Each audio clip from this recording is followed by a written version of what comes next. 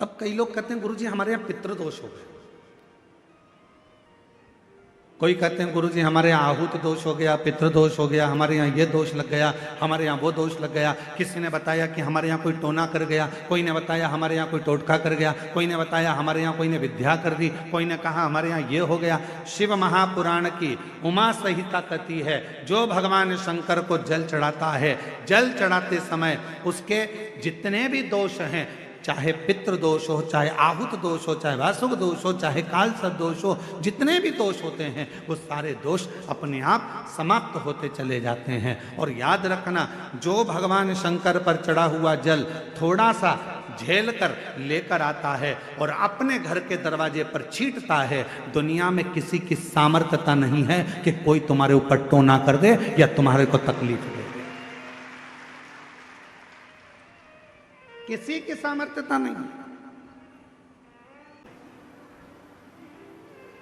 इंद्र के दुश्मन बहुत सारे मिल जाते हैं, देवताओं के बहुत दुश्मन मिल जाते हैं, पर मेरे भोले बाबा का कोई दुश्मन, कोई, मेरे शंकर भगवान का कोई द्रोही नहीं। कारण क्या है? 33 कोटि देवता में केवल एक देवता ऐसे हैं, वो देव अधिदेव महादेव ऐसे हैं जो पशु से भी प्रेम करते हैं, पक्षी से भी प्रेम करते हैं, जीव जंतु से भी प्रेम करते हैं, भूतों से भी प्रेम करते हैं, प्रेतों से भी प्रेम करते हैं। और चाहे वो डाकनी हो, पिशाचनी हो, भूत हो, चुड़ैल हो, कोई भी हो, मेरे शिव को मतलब नहीं है कि ये क्या है। मेरे भोले बाबा को मतलब नहीं है कि ये कौन है। मेरे भोले बाबा को तो केवल यह मालूम है कि ये मेरा है, मैंने संसार में जन्म दिया है। अगर ये संसार सागर में पैदा हुआ है, अगर ये संसार सागर में जन्म लिया है, अगर ये संसार सागर में आया है, तो ये मेरा अपना, ये मेरा है।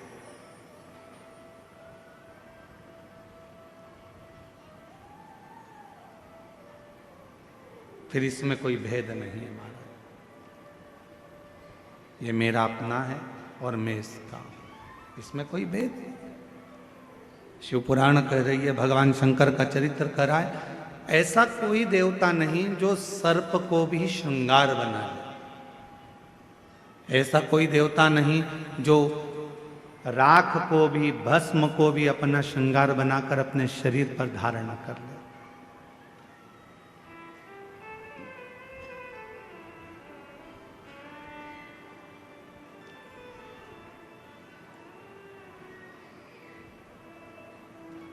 और शिव का डमरू डम डम बोले, अगम निगम के खोले। शिव का डमरू डम डम बोले, अगम निगम के भेद खोले।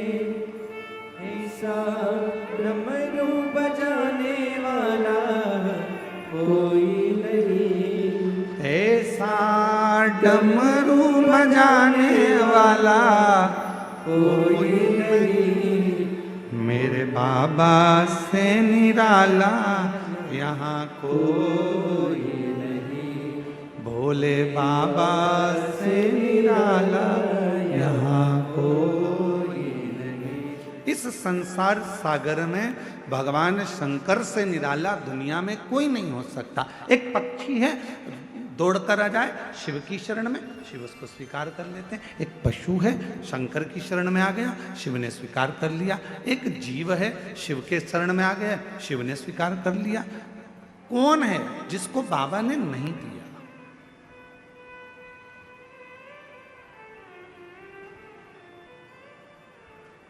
एक सुंदर कथा आती है पितरों की।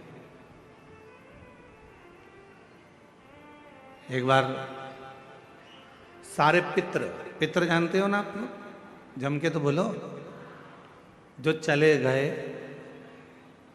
प्राण छूट गए, जो चले गए, वो पितरों की गिनती में आ गए।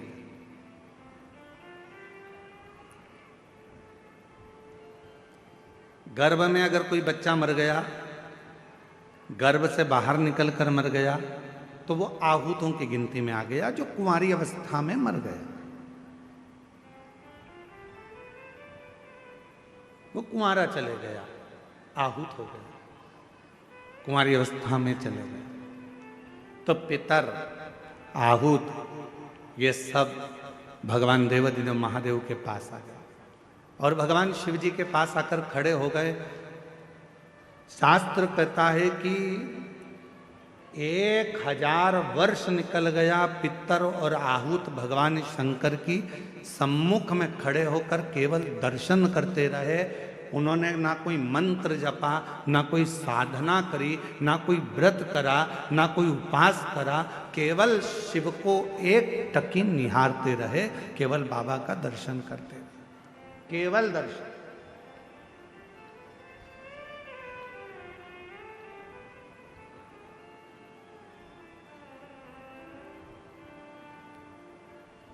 कितना फल है दर्शन का, जरा देखिएगा। 1000 वर्ष तक पितर, आहूत, ये सब शिव जी का दर्शन कर रहे हैं। 1000 वर्ष बोले कुछ नहीं है, ना मंत्र बोला, ना तप करा, ना साधना करी, केवल भगवान का दर्शन किया, खड़े रहे बस भगवान के इंतजार में। भगवान के नेत्र खुलेंगे, बाबा हमको देखेंगे, देखेंगे तब हमें वर देंगे। शिव जी 1000 वर्ष की समाधि में लीन थे।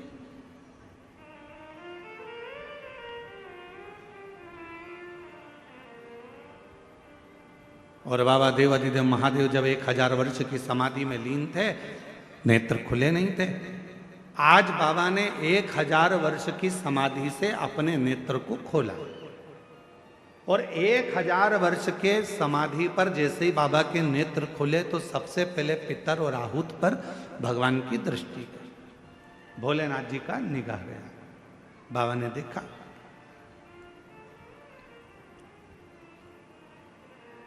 शिव जी ने पितरों को बुलाया, आहूतों को बुलाया और बुलाकर पूछा, क्यों भाई, क्या बात है, तुम यहां खड़े हो, क्या बात है? बस देवाधिदेव महादेव बाबा पूछने ही वाले थे, इतनी देर में नंदी दौड़कर आ गया। और नंदी दौड़कर आया और आते से ही भगवान भोलेनाथ जी से बोला, प्रभु आपने तो इनको अब देखा है, जितने समय से आप तप कर रहे हो उतने समय से ये बाहर खड़े होकर आपका दर्शन कर रहे हैं, इंतजार कर रहे हैं। नेत्र खुलेंगे, बाबा हमें वर देंगे, नेत्र खुलेंगे, बाबा हमें वर देंगे। 1000 वर्ष इन पितरों को हो गया, 1000 वर्ष इन आहूतों को हो गया, आपका दर्शन कर रहे हैं प्रभु, आप इन्हें वर दे दीजिए। शिव जी ने पितरों से पूछा, तुम क्या चाहते, तुम्हें चाहिए क्या? आहूतों से पूछा, तुम्हें क्या चाहिए, तुम बोलो। पितर और आहूत दोनों एक ही बात बोले, प्रभु संसार के लोग श्राद्ध पक्ष में हमको जल देंगे।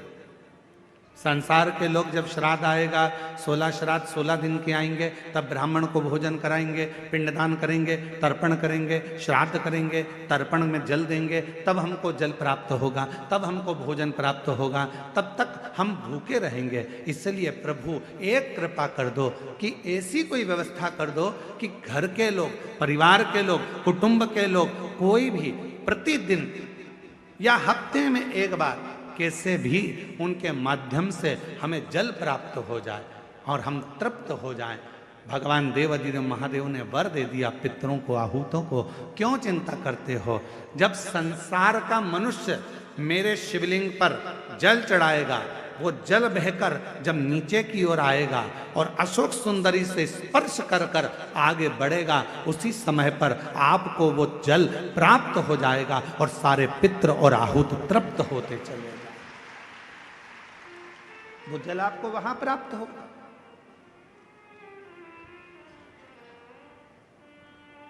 अब कई लोग कहते हैं गुरुजी हमारे यहां पितृदोष हो गए,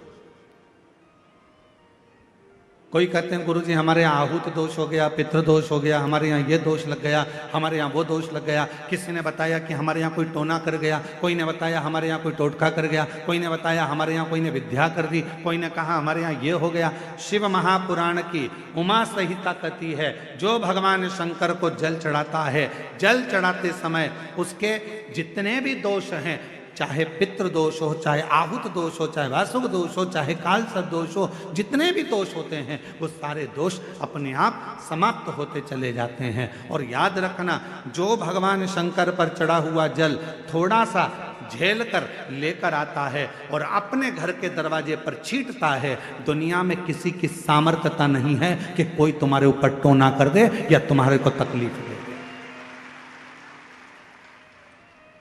किसी की सामर्थ्यता नहीं।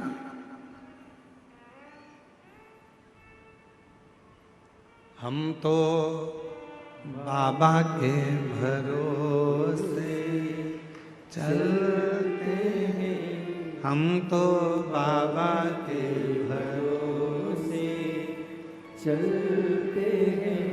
ये दुनिया वाले जलते हैं, ये दुनिया वाले बोलो बोलो जलते हैं। हम तो बाबा के भरोसे चलते हैं। डमरू वाले के भरोसे चलते हैं। काशी वाले के भरोसे चलते हैं। सिंहर वाले के भरोसे चलते हैं। देवघर वाले के भरोसे चलते हैं। डमरू वाले के भरोसे चलते हैं। हम उस पर आश्रित होकर चलें। जब हम पूर्ण आश्रित हो जाएंगे तो वो हमको संभाल। क्या चाहिए मेरे भोले बाबा को?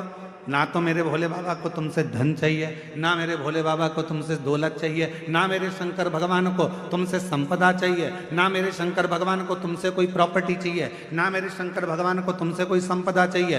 कोई तुमसे कहे कि शंकर भगवान को 1 किलो भोग रोज लगाना पड़ेगा तो समझ लेना कि बेवकूफ़ बना रहा। कोई तुमसे कहे कि शंकर जी को 5 किलो दूध रोज चढ़ाना पड़ेगा, समझ लेना कि बेवकूफ़ बना रहा है। कोई तुमसे कहे कि 25 किलो घी का दिया शंकर जी को लगाना पड़ेगा, समझ लेना बेवकूफ़ बना रहा है। अगर कोई तुमसे कहे कि शंकर भगवान को इतना सारा प्रसाद चढ़ाना पड़ेगा तो समझ लेना कि पागल बना रहा है। मेरा भोले बाबा तुम्हारे प्रसाद का भूखा नहीं है, मेरा भोले बाबा तुम्हारे दूध का भूखा नहीं है, मेरा भोले बाबा तो केवल तुम्हारे निर्मल मन का भूखा है, सच्ची भक्ति का भूखा है और हृदय का भूखा। तुम्हारे मन से, तुम भाव से मात्र एक चावल का दाना यदि शंकर भगवान को समर्पित करते हो, शिव उसको स्वीकार करते हैं। आप 1 लोटा जल शंकर भगवान को समर्पित करते हो, शिव उसको स्वीकार करते हैं। आप 1 चम्मच में से भी आधी चम्मच यदि देसी गाय का, हमारी वेद लक्षणा देसी गाय का यदि दूध आधी चम्मच से भी आधी चम्मच यदि आप शिव को दे रहे हो, शिव स्वीकार कर रहे हैं। फिर आप केमिकल का दूध मत चढ़ाओ, थैली का दूध मत चढ़ाओ, ये इधर उधर से आया हुआ दूध भगवान को मत चढ़ाओ। आप तो देसी गाय का 1 आधी चम्मच से भी आधी चम्मच दूध अगर शिव को दे रहे हो तो शिव स्वीकार कर रहा है। यहाँ ये पूरी शिव महापुराण में कहीं पर नहीं लिखा कि 5 किलो तुम्हें लड्डू देना पड़ेगा, कि 1 किलो तुम्हें पेड़ा देना पड़ेगा, या 1.25 किलो तुम्हें चूरमा देना पड़ेगा, या 25 किलो तुम्हें दूध देना पड़ेगा। कहीं नहीं लिखा, कहीं नहीं। और आपको हमारी बात पर भरोसा जरूरी नहीं है कि सियोर वाला महाराज बोल रहा है तो अपन इनकी बात पे भरोसा कर ले। आप तो गीता प्रेस गोरखपुर की शिव पुराण को लेकर आओ और गीता प्रेस गोरखपुर की शिव महापुराण की पोथी को लेकर आओ और अपने घर में बैठकर उसको पढ़ो। उसमें आप पढ़ोगे तो उसमें कहीं नहीं लिखा कि शंकर भगवान को 5 किलो की, 10 किलो की, 100 किलो की, 25 किलो की, 1.5 किलो की, 2 किलो भगवान को भोग लगाना पड़ेगा। ना ना ना, जो जैसी भावना लाया वो वैसा ही फल पाया। जो जैसी भावना लाया वो वैसा ही फल पाया। नहीं खालियों से लौटाया, मन ही मन हर्षाया और कर दिया माला माल काशी वाले लुटा दिया भंडार काशी वाले ओ लुटा दिया भंडार काशी वाले कर दिया माला। काशी वाले आडंबर में मत पड़ो। कोई तुमसे कहे कि इतना देना पड़ेगा, कोई तुमसे कहे कि हमें भगवान की ऐसी पूजन करना है, इतना रुपया जमा करना पड़ेगा, हमें भगवान की ऐसी आराधना करना है, तुम्हें इतना पैसा देना। ना ना ना ना, भगवान धन से नहीं, भगवान मन से प्रसन्न है। उसकी प्रसन्नता उसका मन है।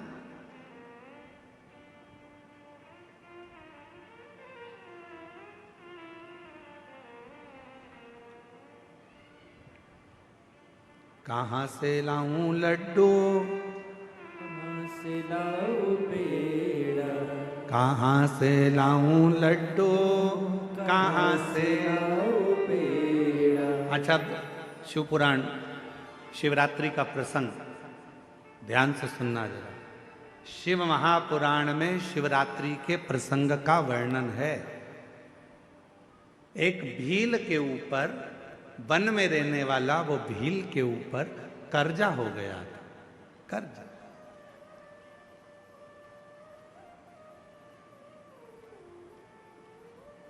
पैसे चुक नहीं रहे थे। सेठ जी को गुस्सा आ गया, अपने आदमियों को भेजा और उस भील को पकड़ के घर में लेके आए और एक टूटा हुआ शिव का मंदिर था, उस मंदिर में उसको ले गए और उसको बांध दिया। मंदिर में ले जाकर बांध दिया। जब तक तू हमारा कर्जा नहीं चुकाएगा तब तक हम तेरे को यहां से छोड़ने वाले नहीं। भील रोने लगा, सेठ जी मत मेरे को बांधो, मैं हाथ जोड़ता हूं सेठ जी, मैं आपका पूरा कर्जा चुका दूंगा। सेठ जी मैं आपके पांव पड़ता हूं, मुझे छोड़ दो।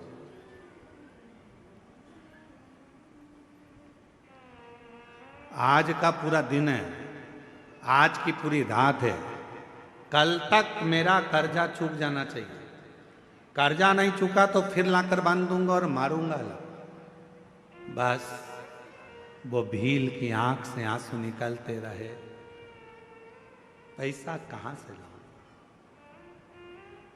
मैं तो थोड़ा बहुत जीव जंतु को मारकर मांस एकत्रित कर कर लोगों का वो बेच देता हूं और उसी का धन इकट्ठा हो जाता है। अभी तो 8 दिन हो गए, रोज बन जाता हूं पर कोई जीव जंतु भी नहीं मिलता जिसको मारकर मैं उसका मांस बेचूं और मुझे पैसा मिल जाए।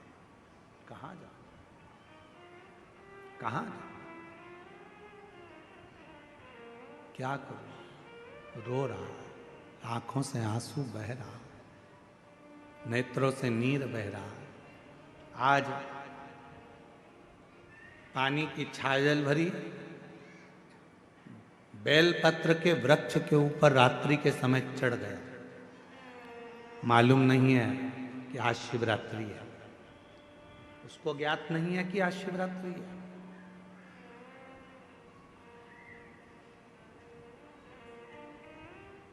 आज के लोग सनातन धर्म को छोड़कर दूसरे धर्म में जा रहे हैं। क्यों?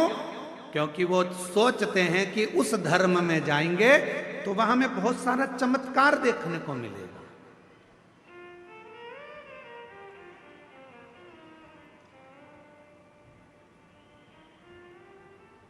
उस धर्म में जाएंगे तो हमको ना जाने थोड़ा थोड़ा कुछ अच्छा देखने को मिलेगा। उनके भगवान प्रबल हैं, उनके भगवान ऐसे कर दिए, उनके भगवान ने ऐसा। अरे भाई, हमारे शास्त्रों को अध्ययन करो, पढ़ो, सुनो, मालूम पड़ेगा कि सनातन धर्म से बड़ा दुनिया में कोई धर्म ही नहीं है, कोई धर्म नहीं।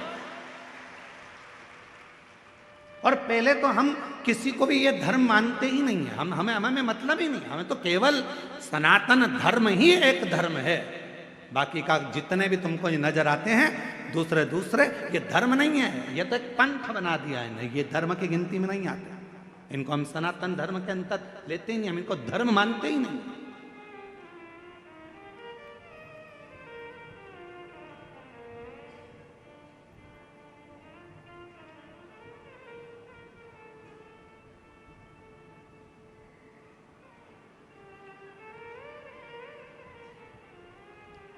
एक व्यक्ति ने देवघर में एक प्रश्न किया, क्यों गुरुजी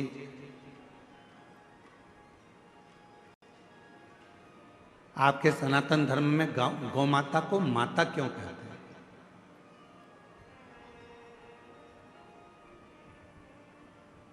गाय को माता क्यों कहते हैं? हमने कहा भाई तुम सनातनी नहीं हो? कहा नहीं, हम दूसरे को मानते हैं। हमने कहा ठीक है।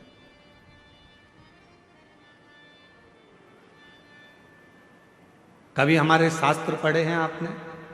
नहीं। हमने कहा कभी मौका लग जाए तो हमारे शास्त्रों का अध्ययन करिएगा। हमारे सनातन धर्म में 7 माताओं को माता कहा गया। हमारे सनातन धर्म में 7 माताओं को माता शब्द से संबोधित किया गया। पहले नंबर पर जो जन्म देती है वो भी हमारी, जम के बोलो, माता।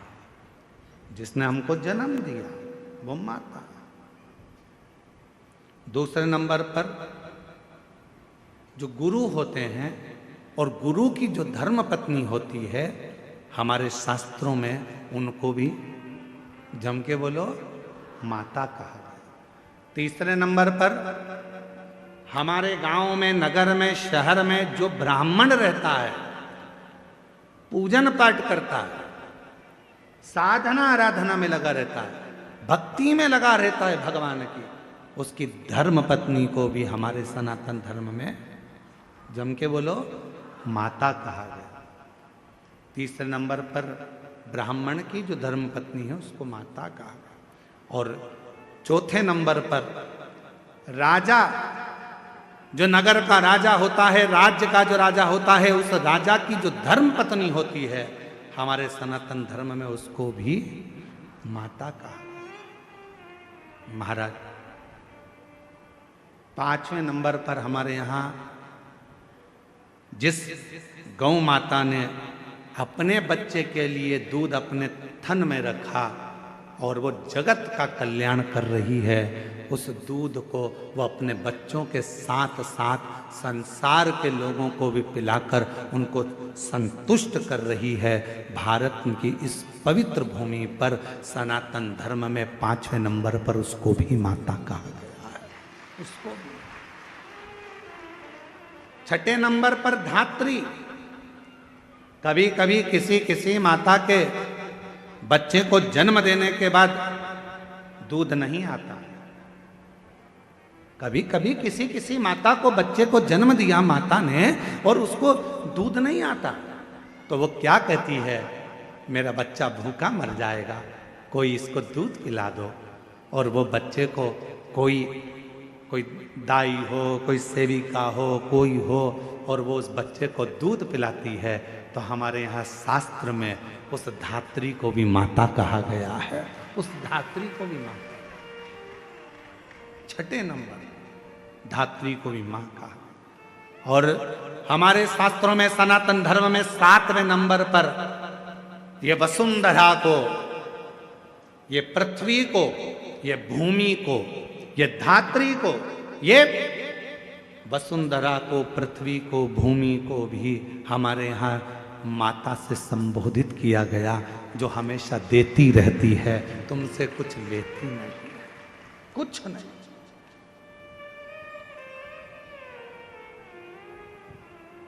कुछ भी नहीं लेती, वो तो केवल दे रही है।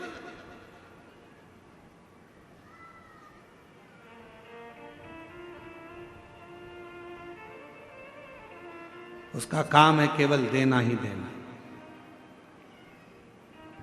क्या देती है गौ माता? आपसे दरवाजे पर खड़े होकर मात्र एक रोटी की चाह करती है गौ माता। दरवाजे पर आकर गौ माता कब खड़ी होती है? शिव महापुराण की कथा कहती है, यदि तुम्हारे घर के दरवाजे पर मुख कर कर गाय तुम्हारे घर की ओर देखती है, गौ माता तुम्हारे घर की ओर मुख कर कर जब खड़ी होती है और उसकी श्वास जब तुम्हारे घर के अंदर जाती है, तुम अंदर जाकर एक रोटी लाकर उसको देते हो, उतनी देर में वो खड़ी खड़ी अपनी श्वास को तुम्हारे घर के अंदर छोड़ती है। अर्थात तुम्हारे यहाँ कोई बहुत बड़ा दुख आने वाला था, तो वो गौ माता अपनी श्वास से अंदर शिव की स्तुति करती है, श्वास को छोड़कर जो दुख आने वाला है उसको निगल लेती है, और वो गौ माता एक रोटी लेकर तुम्हारे दरवाजे से चली जाती है। चलिए, आज कितना कितना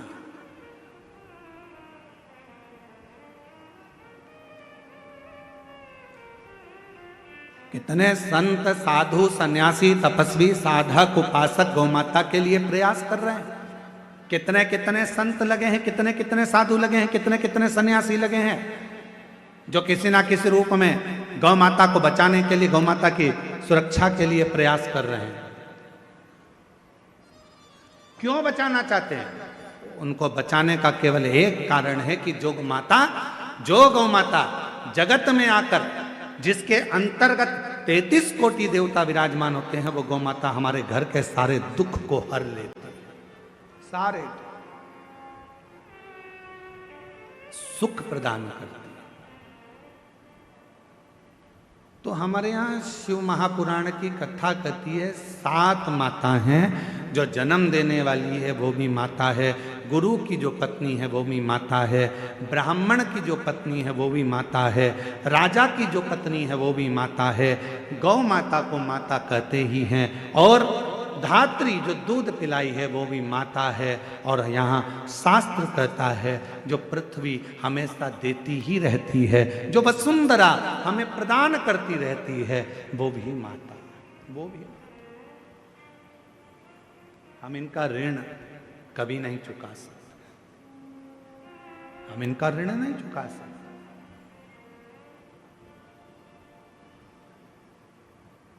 इनका ऋण चुकाने के लिए बहुत बहुत प्रयास करना पड़ेगा, बहुत प्रयास। कितना सुंदर कहा है, एक व्यक्ति कहता है कि गुरुजी मैंने कभी कोई कर्जा नहीं लिया और मरूंगा तो बिना कर्जे के जाऊंगा। अब उसका शब्द सुना तो हमको बहुत तेज हंसी आई। हमने कहा ऐसा तो हो नहीं सकता कि तू बिना कर्जे के चले जाए। हे गुरुदेव, मैंने अपनी जिंदगी में कोई कर्जा नहीं लिया, पर मरूंगा तो बिना कर्जे के मरूंगा। 1 रुपए का कर्जा लेकर नहीं जाऊंगा, किसी का कर्जा लेकर नहीं मरूंगा।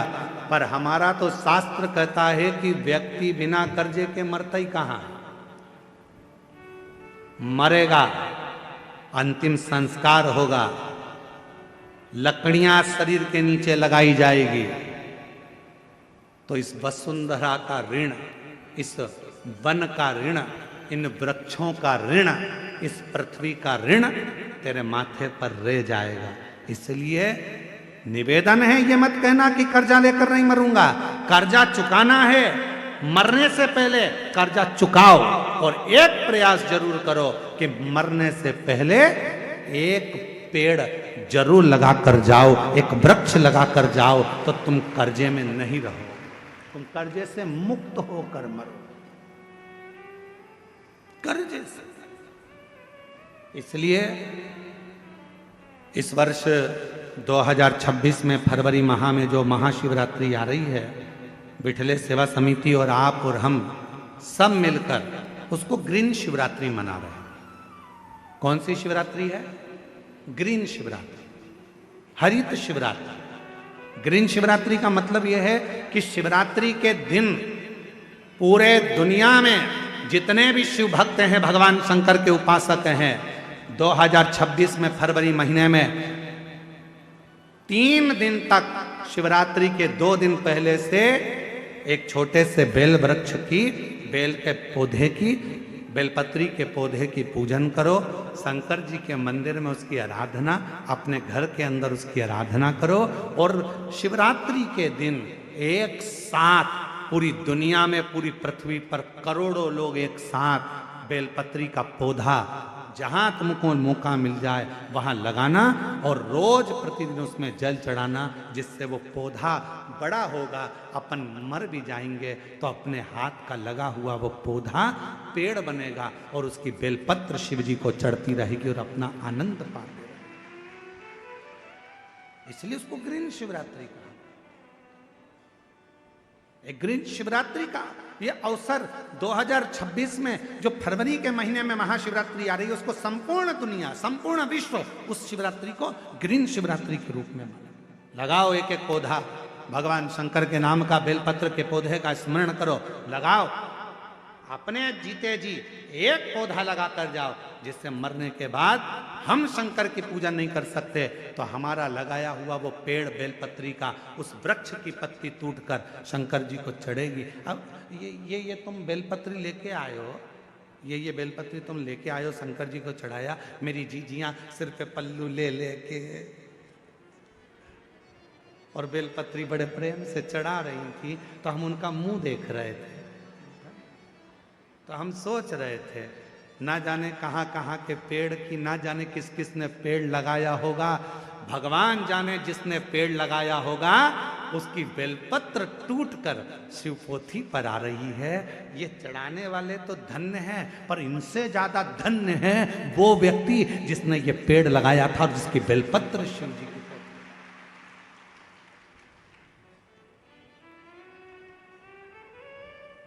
अब कई लोग कहते हैं सावन के महीने में, हमने सुना यहीं पे हमने छत्तीसगढ़ में सुना था, हम आए थे अभी सावन के महीने में भिलाई, तो हमने सुना था कि एक व्यक्ति ने नियम लिया है पूरे सावन के महीने में 1.25 लाख रोज बेलपत्र शंकर जी को चढ़ाता है।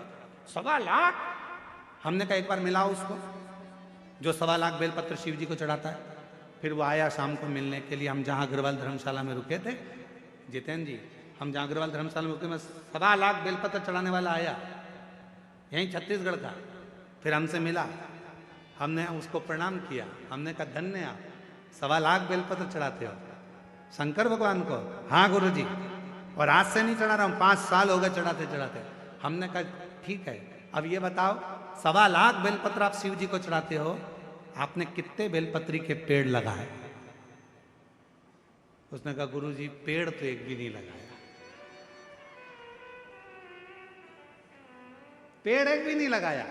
1.25 लाख बेलपत्र का अभिषेक कर रहा हूं, 1.25 लाख बेलपत्र शंकर जी को चढ़ा रहा हूं, 1.25 लाख बेलपत्र का अनुष्ठान कर रहा हूं। सावन के महीने में मैं शंकर भगवान को प्रसन्न कर लूंगा। अरे लंकापति रावण से सीखो, उसने किसी का सामान शिव जी को नहीं चढ़ाया, खुद की मुंडी काट कर चढ़ा देता था। स्वयं की शीश काट कर शिव जी को देता था। तुम कुछ नहीं कर सकते। 1.25 लाख बेलपत्र का नियम लिए हो तो पहले 1.25 लाख बेलपत्र के लिए कम से कम 2-5 हजार पेड़ तो लगाओ। पेड़ लगाओगे फिर बेलपत्र निकालो, फिर शिव जी को चढ़ाओ। दूसरे के लगे लगाए पेड़ में से दूसरे का फ्रिज खोल कर दूध निकाल कर चाय बना के पी गए तो चोटे कहलाओगे।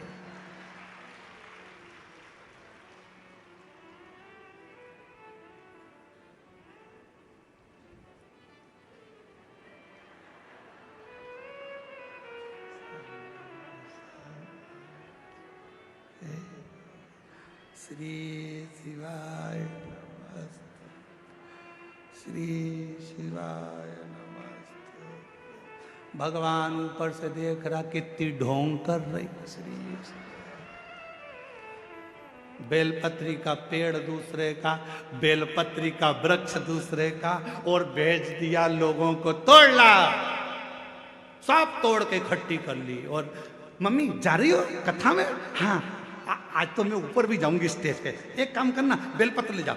अब दूसरे की बेलपत्र तोड़ के लाया दूसरा, ये सीढ़ी पे चढ़ती चढ़ती ले आई। भगवान भी सोच रहे काय को आई, बेलपत्र दूसरे का, कौन सा लाभ मिला। तैयारी कर लेना, 2026 में फरवरी महीने में जो महाशिवरात्रि आ रही है, एक छोटा सा पौधा लेकर रख लेना या बीज से लगाकर रख लेना। उसको शिवरात्रि के दिन आप और हम कहीं ना कहीं अपने अपने क्षेत्र में उसको लगाएंगे और उसका फोटो खींचकर तुम हमारे पास भेजना।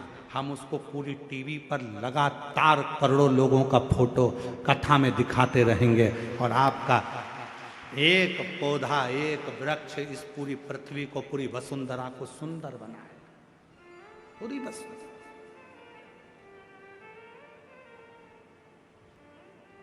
बोलो बोलो, तैयार हो? जम के तो बोलो। पड़ोसन, नहीं तुमसे नहीं बोल रहा, तुम्हारे पड़ोसी टेंट वाले से पूछ रहा है, उधर वाले तैयार? इधर के पड़ोसी तैयार? बस तो फिर दोनों हाथ उठाकर हारा हारा ग्रीन शिवरात्रि मनाओ। अब की बार 2026 की महाशिवरात्रि ग्रीन शिवरात्रि हो। मेरी वसुंधरा, मेरी पृथ्वी, मेरी भारत माता फिर हरी भरी हो। लोग पेड़ काट रहे हैं, अपन पेड़ लगाएंगे और पूरी वसुंधरा को सुंदर बनाएंगे, प्रकृति को सुंदर बनाएंगे।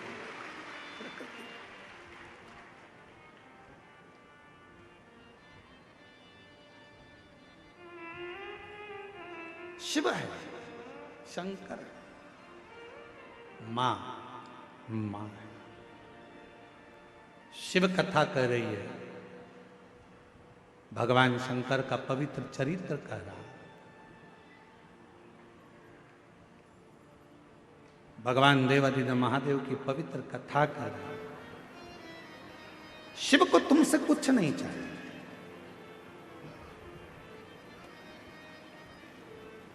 यहां तक लिखा है शिव महापुराण में,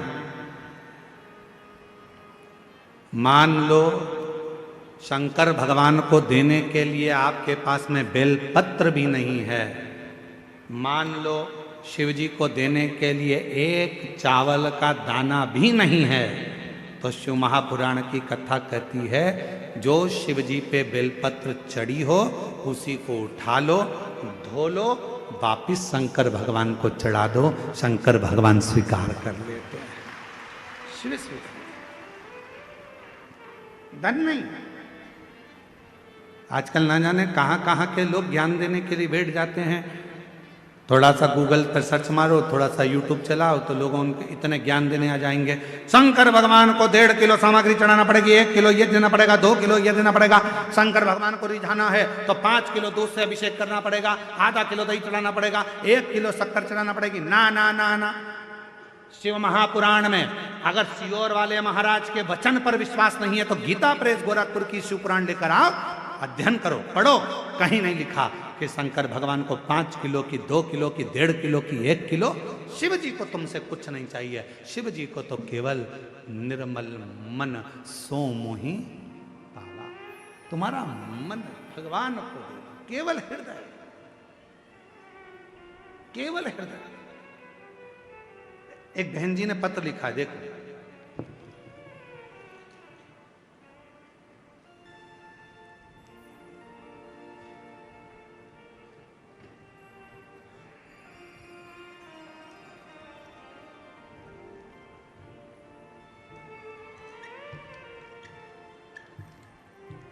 मैं भगवती मांडवी, पति श्री मुकेश मांडवी, हम छत्तीसगढ़ जिला के कांकेर ग्राम देवी नवा गांव से आए हैं। कहीं बैठे हों तो हाथ हिला सकते हैं। देवी नवा गांव से आए हैं, कहीं बैठे हों तो हाथ हिला सकते हैं। आप ही हैं? हाँ, ऐसे थोड़ा साइड में हो, दिख नहीं रहे हो। हाँ ठीक है, ठीक है, ऐसे हाथ हिला दो, दिख गए हो, दिख गए, ठीक है। आ जाओ, बच्चा आया है साथ में, आया है, ले आओ उसको। मैं भगवती मांडवी, पति श्री मुकेश मांडवी, हम छत्तीसगढ़ जिला कांकेर ग्राम देवी नवा गांव से आए हैं।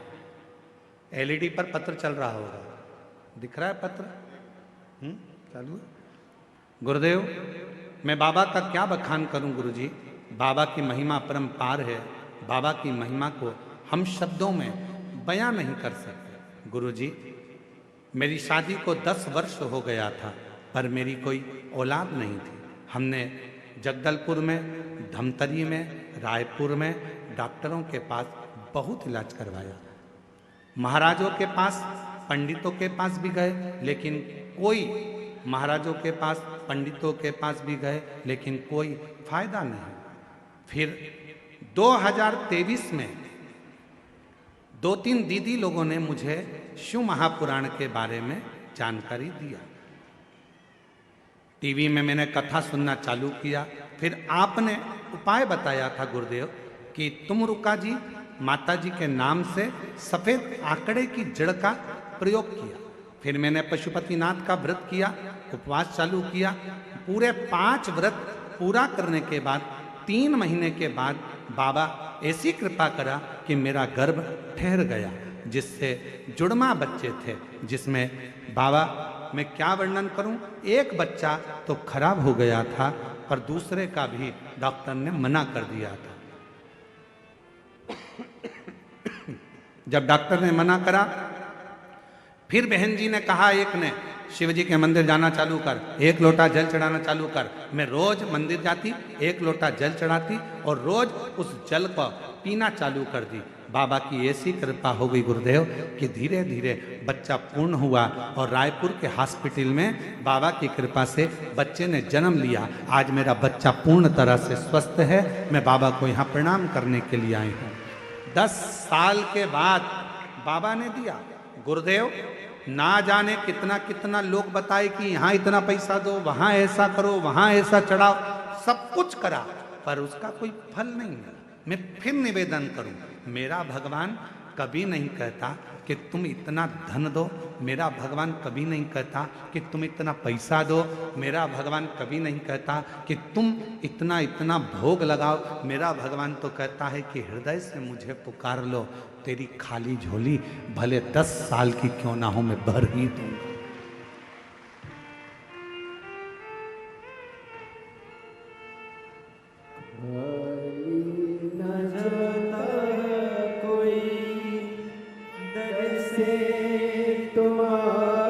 शंभो, प्रणाम करो।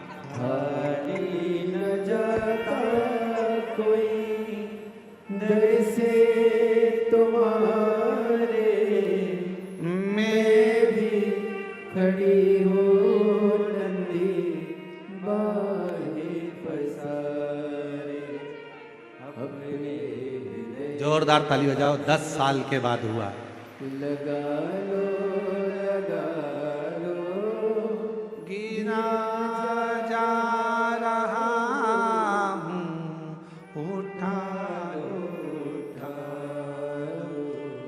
भोले अपने दर से अब तो न डालो, गिरी जा रही हूँ, उठा लो।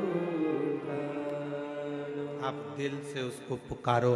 तुम्हारे धन से शिव प्रसन्न नहीं हो सकता, तुम्हारी संपदा से शिव प्रसन्न नहीं हो सकता, तुम्हारे बंगले से शिव प्रसन्न नहीं हो सकता। शंकर को प्रसन्न करने के लिए केवल तुम्हारा भाव शुद्ध चाहिए, शुद्ध।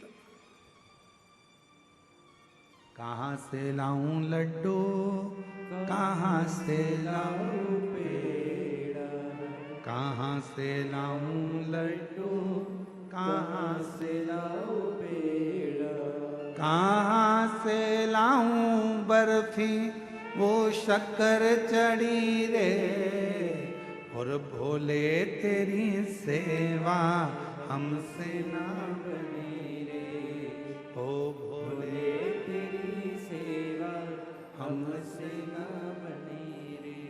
पूजा की थाली हम लिए खड़े रे, पूजा की थाली हम लिए खड़े हैं, ओ सेवा हमसे न बनी रे, ओ भोले तेरी सेवा हमसे न बनी रे। शिव को कुछ नहीं चाहिए। शंकर भगवान तो केवल तुम्हारा एक लोटा जल सारी समस्या का हल। एक लोटा जल हमारी जिंदगी को बदल देता है। एक लोटा शंकर को नहीं चाहिए, रखो तुम्हारे पास।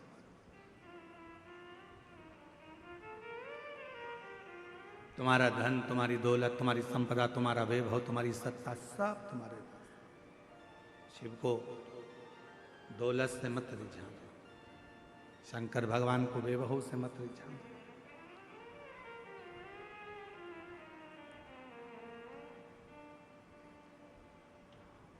कई कई लोगों की आदत रहती है कि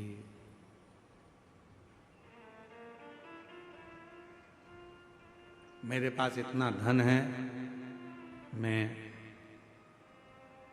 ऐसा कर सकता हूं।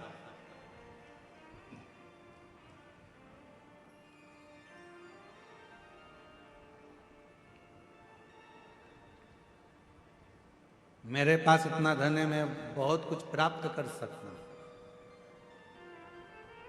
कब, क्या, कहां देगा, ये बाबा ही जानता। बाबा, कभी आप लोगों ने टीवी पर सुना होगा, माननीय छत्तीसगढ़ शासन के जो माननीय मुख्यमंत्री जी हैं विष्णुदेव सहाय जी, उनकी जो धर्म पत्नी है श्रीमती कौशल्या देवी सहाय जी, जब छत्तीसगढ़ में शिव महापुराण की कथा होती थी, आगे जगह नहीं मिलती थी तो टेंट के पीछे पंडाल में जैसे आप लोग बैठे हो, बहुत दूर दूर तक ऐसे पीछे कहीं बैठकर कथा सुनती थी। और ये हमने नहीं, उनके ही मुख के शब्द हैं। उन्होंने बताया और मंच पर भी कई बार बताया, ऐसे ही बैठकर जैसे आप कथा श्रवण कर रहे हो, ऐसे ही बैठकर कथा श्रवण करती हो और दिल से भगवान का नाम का उच्चारण करते थे। हमें याद है जिस समय पर माननीय साई जी मुख्यमंत्री नहीं थे, उस समय पर उनकी आज भी उनकी धर्म पत्नी श्रीमती कौशल्या देवी सहाय जी डायरी में श्री शिवाय नमस्तुभ्यम, श्री शिवाय नमस्तुभ्यम, श्री शिवाय नमस्तुभ्यम लिखती रहती, पहले भी लिखती थी। जब मुख्यमंत्री पद पर नहीं थे उस समय पर भी लिखती थी, और आज भी मुख्यमंत्री पद पर हैं तो भी श्री शिवाय नमस्तुभ्यम, श्री शिवाय नमस्तुभ्यम पूरी डायरी भर लेती थी। और वो डायरी किताब जब भी हम छत्तीसगढ़ कथा करने आते थे तो वो हमको भेंट करती थी, गुरुजी हमने लिखा है। हम देखते पूरी पुस्तक श्री शिवाय नमस्तुभ्यम, श्री शिवाय नमस्तुभ्यम, श्री शिवाय नमस्तुभ्यम। हमने कई बार पहले भी पूछा कि बहन जी, दीदी एक बात बताओ कि आपको लिखने का समय मिल जाता है? तो उन्होंने कहा, गुरुजी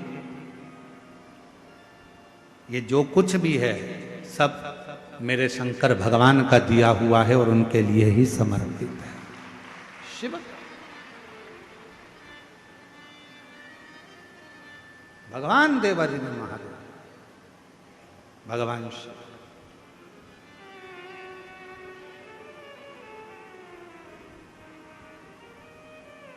हमें कभी कभी स्मरण में आता है, कोटा राजस्थान में हम कथा करने के लिए गए और वहाँ के शर्मा परिवार ने कथा कराई, जो उस समय पर विधायक जी थे और अभी राजस्थान सरकार में विधानसभा अध्यक्ष हैं शर्मा। जब उन्होंने कथा कराई तो हमने उस समय पर उनसे पूछा कि ये शिव महापुराण कथा कराने का मन में भाव कैसे प्रकट हो गया?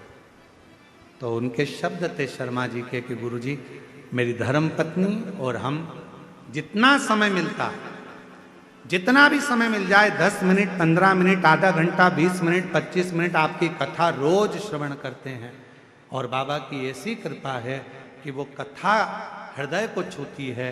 और आज जो कुछ भी है ये सब शिव का ही तो है, शंकर का ही तो है, शंकर की कृपा से। कहीं पर भी बैठो, बाबा को तुम्हारा धन नहीं, बाबा को तुम्हारी दौलत नहीं।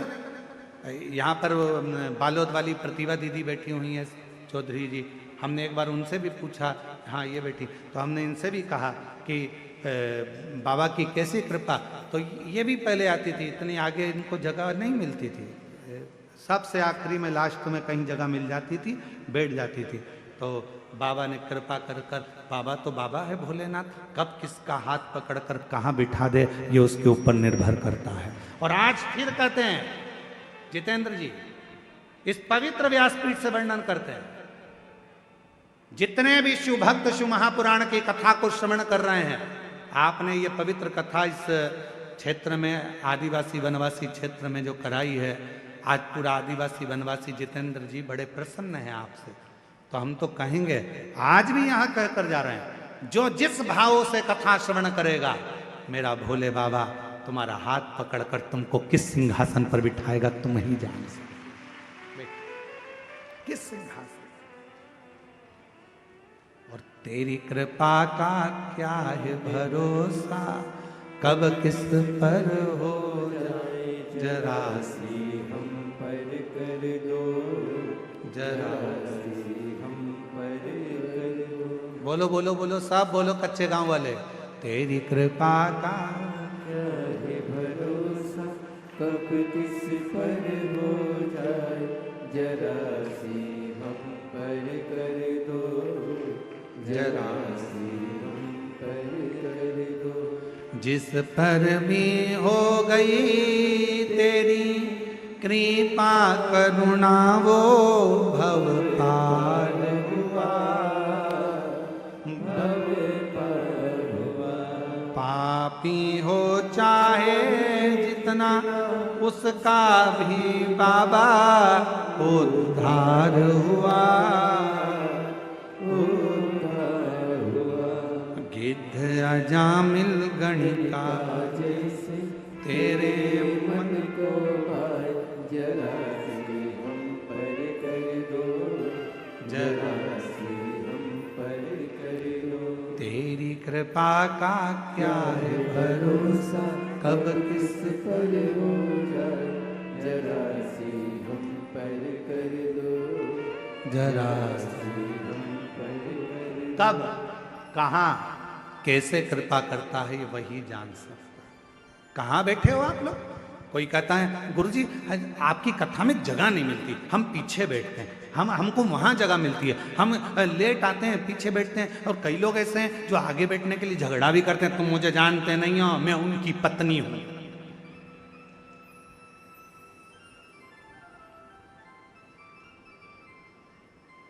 अब दरवाजे पे तो सारे पुरुष खड़े होते हैं और तुम चिल्ला कर कहती हो तुम मुझे जानते नहीं हो, मैं उनकी पत्नी हूं। और अगर वो कह दे तो तू भी मुझे नहीं जानती, मैं उसका पति हूं।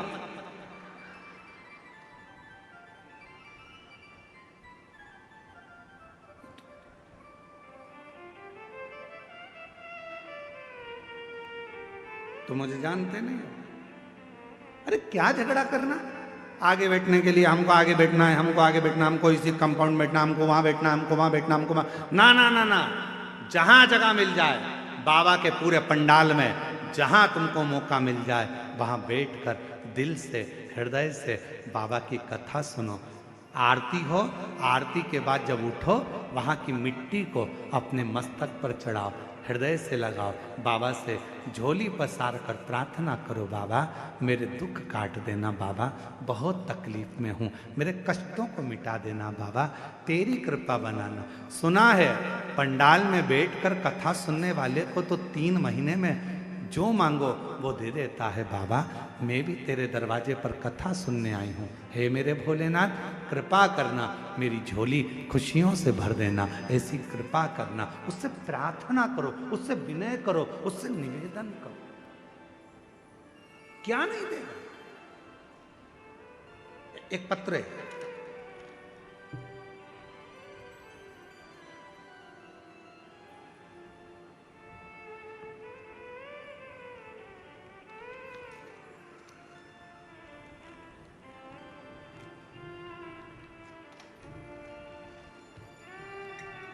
अनिमा रक्षित,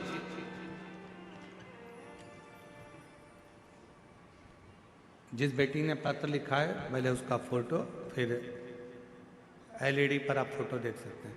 तो जिसने पत्र लिखा, अब उसका पत्र अनिमा रक्षित, स्वामी प्रताप कुमार रक्षित, मालदा पश्चिम बंगाल से है। कहीं बैठी हो तो हाथ हिला सकते हैं।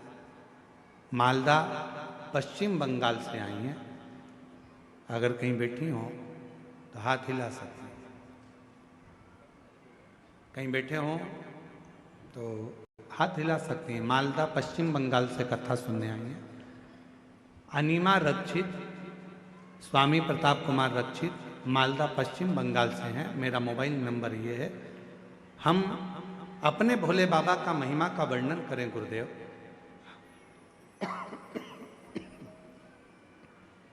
कहीं बैठी हो तो आ सकती हैं बेलपत्र लेने के लिए। आपकी बातें 2021 से 22 से सुन रहे हैं, हर दिन सुनते हैं। एक दिन भी आपकी कथा ना सुने तो हमें अच्छा नहीं लगता, और हम रोज पार्थिव शिवलिंग बनाते हैं। 2023 में मेरे पेट में बहुत दर्द हुआ और मैंने डॉक्टर को दिखाया, तो अल्ट्रासाउंड कराने पर पता चला कि पित्ताशय में पथरी हो गई है। जिस पथरी का पता चलने पर अगले सोमवार ही बाबा पर भरोसा कर डॉक्टर ने कह दिया गॉल ब्लैडर के अंदर स्टोन है, पित्ताशय के पास में पथरी है, इसका ऑपरेशन जरूरी है। ऑपरेशन सुनकर थोड़े से डर गए। अब करें क्या, स्त्री का जीवन है, अभी छोटा समय, कैसे हम ऑपरेशन कराएं। जानकर हमने पशुपति व्रत करना शुरू कर दिया। मैं शिवलिंग पर जल चढ़ाती, बेलपत्र रखती, फिर उस बेलपत्र पर जल को पीना शुरू किया। मैं रोज वहाँ बेलपत्र खाती, डॉक्टर की दवा भी लेती। 3 सोमवार पूरे करने के बाद मेरे ऑपरेशन की तारीख तय हुई। ऑपरेशन के लिए सारे टेस्ट करवाए और नर्सिंग होम में भर्ती हो गई। डॉक्टर ने फिर से अल्ट्रासाउंड करा। अल्ट्रासाउंड कराकर देखा तो मेरे पेट में पथरी थी ही नहीं। डॉक्टर ने कह दिया आपकी पथरी तो गल चुकी है, अब ऑपरेशन की जरूरत नहीं, अब ऑपरेशन की जरूरत नहीं।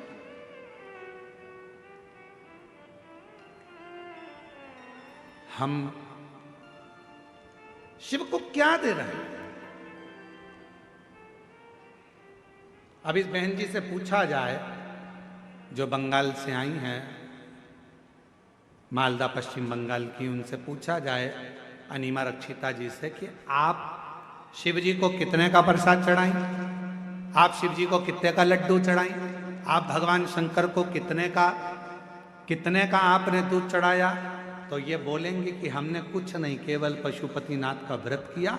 शिव जी को 1 लोटा जल, 1 बेलपत्र चढ़ाना शुरू किया और जल पीना प्रारंभ करा। साथ में दवाइयाँ भी लेती रही और बाबा की कृपा से सोमवार को ऑपरेशन की तारीख तय हुई। ऑपरेशन के लिए टेस्ट करवाए, नर्सिंग होम में भर्ती हो गई। डॉक्टर ने अल्ट्रासाउंड करा, कह दिया पेट में पथरी तो है ही नहीं। ये शिव, इसको शिव कहते हैं।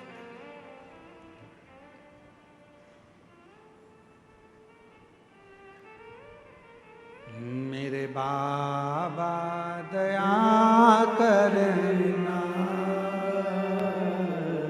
मैं तेरे भरोसे मेरे बाबा दया करना। बोलो सब बोलो, पीछे वाले भी। मैं तेरे भरोसे ना घर के भरोसे हो, ना परिवार के भरोसे हो,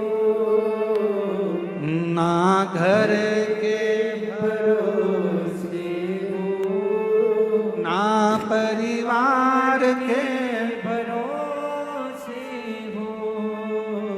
मेरे बाबा दया करना, मैं तेरे भरोसे पर आश्रित हो जाएं। तुम कहाँ बैठे हो, पीछे बैठे, आगे बैठे, दाएं बैठे, बाएं बैठे, तुम्हारी मर्जी पड़े जहां बैठो। भगवान की भक्ति जहां बैठकर करोगे, जरूरी नहीं कि आगे बैठोगे तो ही भगवान सुनेगा, हम साइड में बैठेंगे तो भगवान सुनेगा, भगवान के सामने बैठेंगे तो भगवान सुनेगा। नहीं, एक छोटी सी चींटी भी अगर पुकारती है तो परमात्मा दौड़ कर आता है। एक जीव भी कष्ट भोगता है, शिव को पुकारता है तो शिव आते हैं। यहाँ कांकेर में एक कथा करी थी, जैन साहब कहीं बैठे हैं, कहाँ हैं? देव कुमार जी जैन, हाँ ये बैठे। कोकपुर में क्या कथा बाजी थी। सुबह हम कथा बाजते थे, शाम को भालू बाजते थे।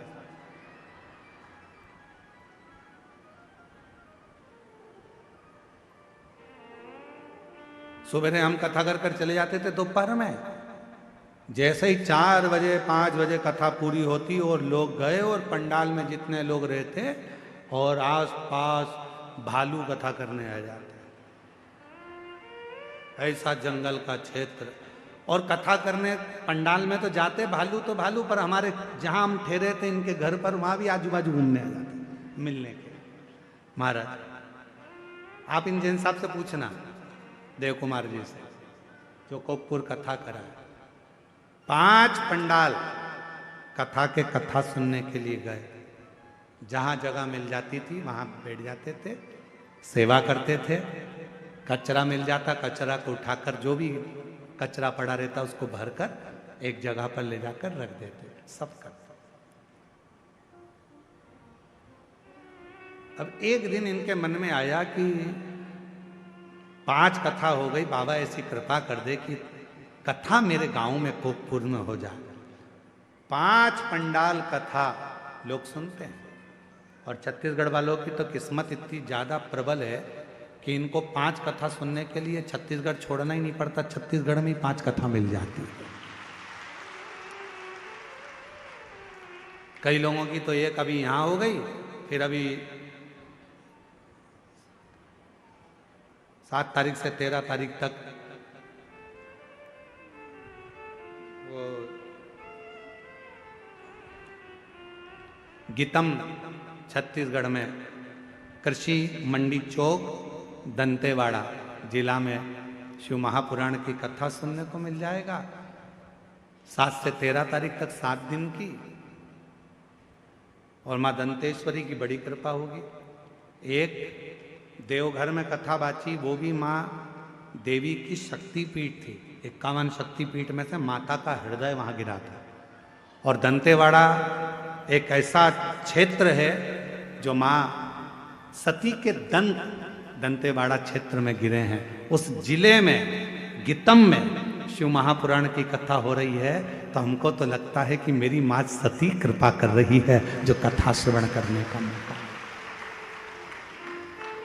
और प्रयास करेंगे, गीतम दंतेवाड़ा में जो कथा होगी उसके लिए हम प्रयास करेंगे कि 7 दिन माँ दुर्गा, भवानी, माँ सती के एक एक स्वरूप का व्याख्यान करा जाए, और शिव और सती की दंतेश्वरी माता की कथा का रसतत्व दुनिया में लोगों को मालूम पड़े कि दंतेश्वरी माता कौन है, लोगों को मालूम पड़े कि छत्तीसगढ़ की पवित्र भूमि पर दंतेवाड़ा में जो दंतेश्वरी माता है उनका प्रागट्य कैसे हुआ, लोगों को मालूम पड़े कि दंतेश्वरी माता का स्वरूप क्या है, लोगों को मालूम पड़े कि दंतेश्वरी माता कैसी कृपा करती है। 7 दिन शिव महापुराण की कथा में जो 2 बजे से 5 बजे तक गीतम में होगी, वहां प्रयास करेंगे कि पूरा मां दंतेश्वरी पर उस कथा का रास्ता। तो ये तो शिव कृपा है भगवान शंकर की। तो कभी इनसे पूछना, देव कुमार जैन जी से, इनके मन में आया बाबा कथा का मन में भाव है, 5 पंडाल हो गए, व्यवस्था कुछ नहीं है, तू व्यवस्था कर।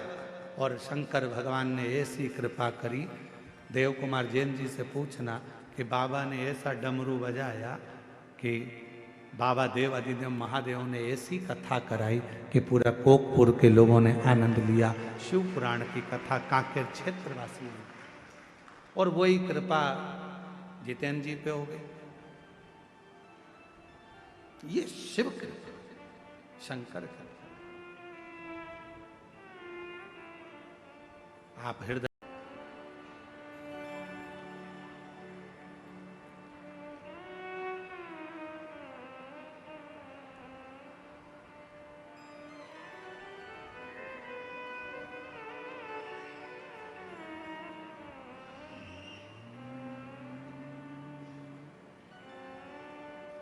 श्री शिवाय नमस्तुभ्यं। श्री शिवाय नमस्तुभ्यं। श्री शिवाय नमस्तुभ्यं। श्री शिवाय नमस्तुभ्यं। श्री शिवाय नमस्तुभ्यं। भोला सब दुख काटो, ओ भोला सब दुख काटो। शिव शंकर जपूं तेरी माला, भोले बाबा जपूं तेरी माला। भोला सब दुख काटो, ओ भोला सब दुख काटो। वेश है मंगल मंगलकारी,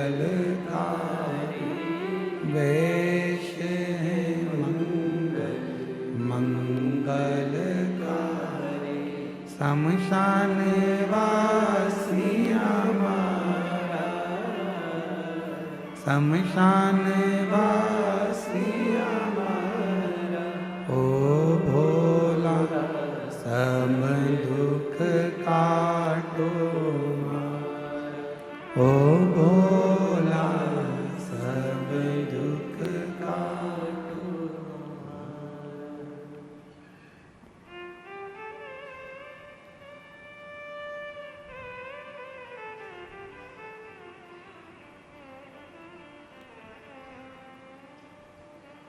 बाबा देवाधिदेव महादेव भगवान शिव ओगड़दानी त्रिकालदर्शी कैलाशी अविनाशी भगवान शंकर की पवित्र कथा कह रही है। शिव महापुराण की कथा वर्णन कर रही है, शिव तत्व कह रहा है।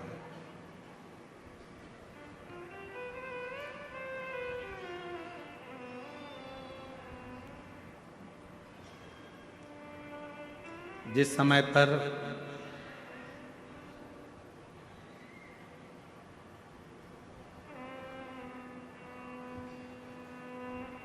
दक्ष प्रजापति के घर में कई बेटियों का जन्म हो चुका था, कई बेटियां जन्म ले चुकी, कई बेटों ने भी जन्म लिया। पर जब दक्ष प्रजापति के घर में बेटों का जन्म हुआ, जन्म होने के बाद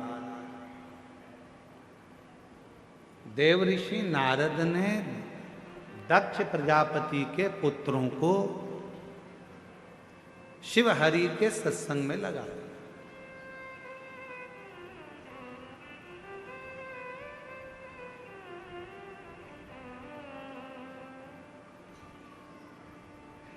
जैसे ही बेटे भगवान देवाधिदेव महादेव के सत्संग में, हरि के सत्संग में, भगवान के सत्संग में लग गए, दक्ष प्रजापति को बड़ा गुस्सा आया। और दक्ष प्रजापति को लगा कि मेरे जो बेटे थे, जिनको सृष्टि की रचना के लिए आगे बढ़ाना था, पृथ्वी को सृष्टि की रचना करना थी, वंश बढ़ाना था, और वही भगवान के सत्संग में लग गए, भजन में लग गए। अच्छा नहीं लगा दक्ष प्रजापति, ठीक नहीं लगा।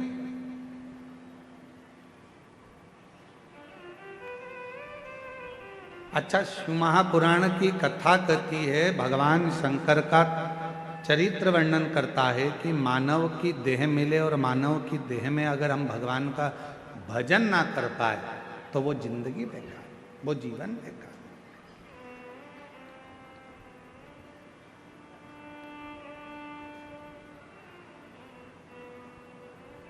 अब भी हाल भूख लग रही है, बहुत तेज भूख लग रही है, और भोजन ना मिले और वो भोजन मिले तुम्हें रात्रि को 9 बजे, तो वो भोजन किस काम का? बोलो तो जम के, सही है कि गलत है? समय पर भोजन ना मिले तो भोजन किसी काम का नहीं होता। समय पर पानी ना मिले तो वो पानी किसी काम का नहीं होता। समय पर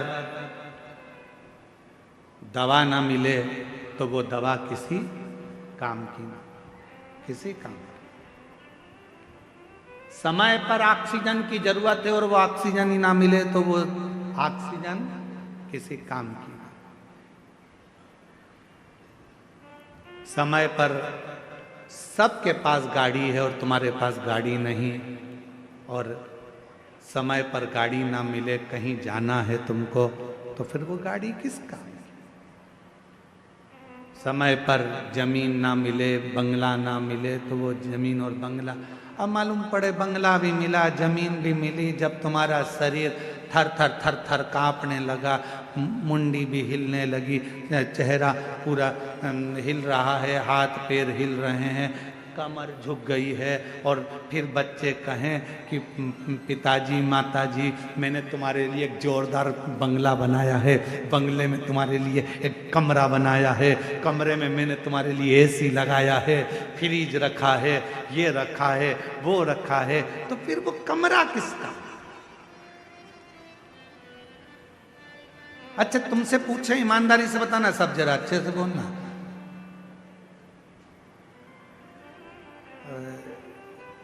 इधर वो क्या बोलते हैं, गन्ने को गन्ना बोलते हैं कि ईख बोलते हैं कि शुगर बोलते हैं, क्या बोलते हैं? गन्ना ना। गन्ना खाने का मजा कब है? जब मुख में दांत हो और मालूम पड़े पूरा सोफा सेट ही निकल गया।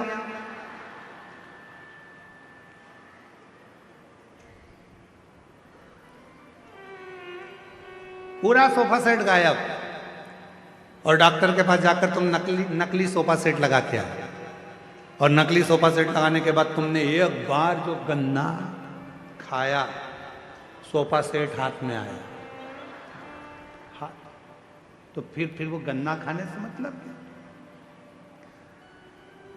समय पर भोजन ना मिले तो भोजन बेकार है, समय पर पानी ना मिले तो पानी बेकार है, समय पर दवा ना मिले तो दवा बेकार है, समय पर ऑक्सीजन ना मिले तो ऑक्सीजन बेकार है, समय पर गाड़ी ना मिले तो गाड़ी बेकार है, समय पर दांत ना मिले तो फिर वो गन्ना, वो चना भी बेकार है। और मनुष्य शरीर में समय पर यदि शिव महापुराण की कथा ना मिले तो वो मानव देह भी बेकार,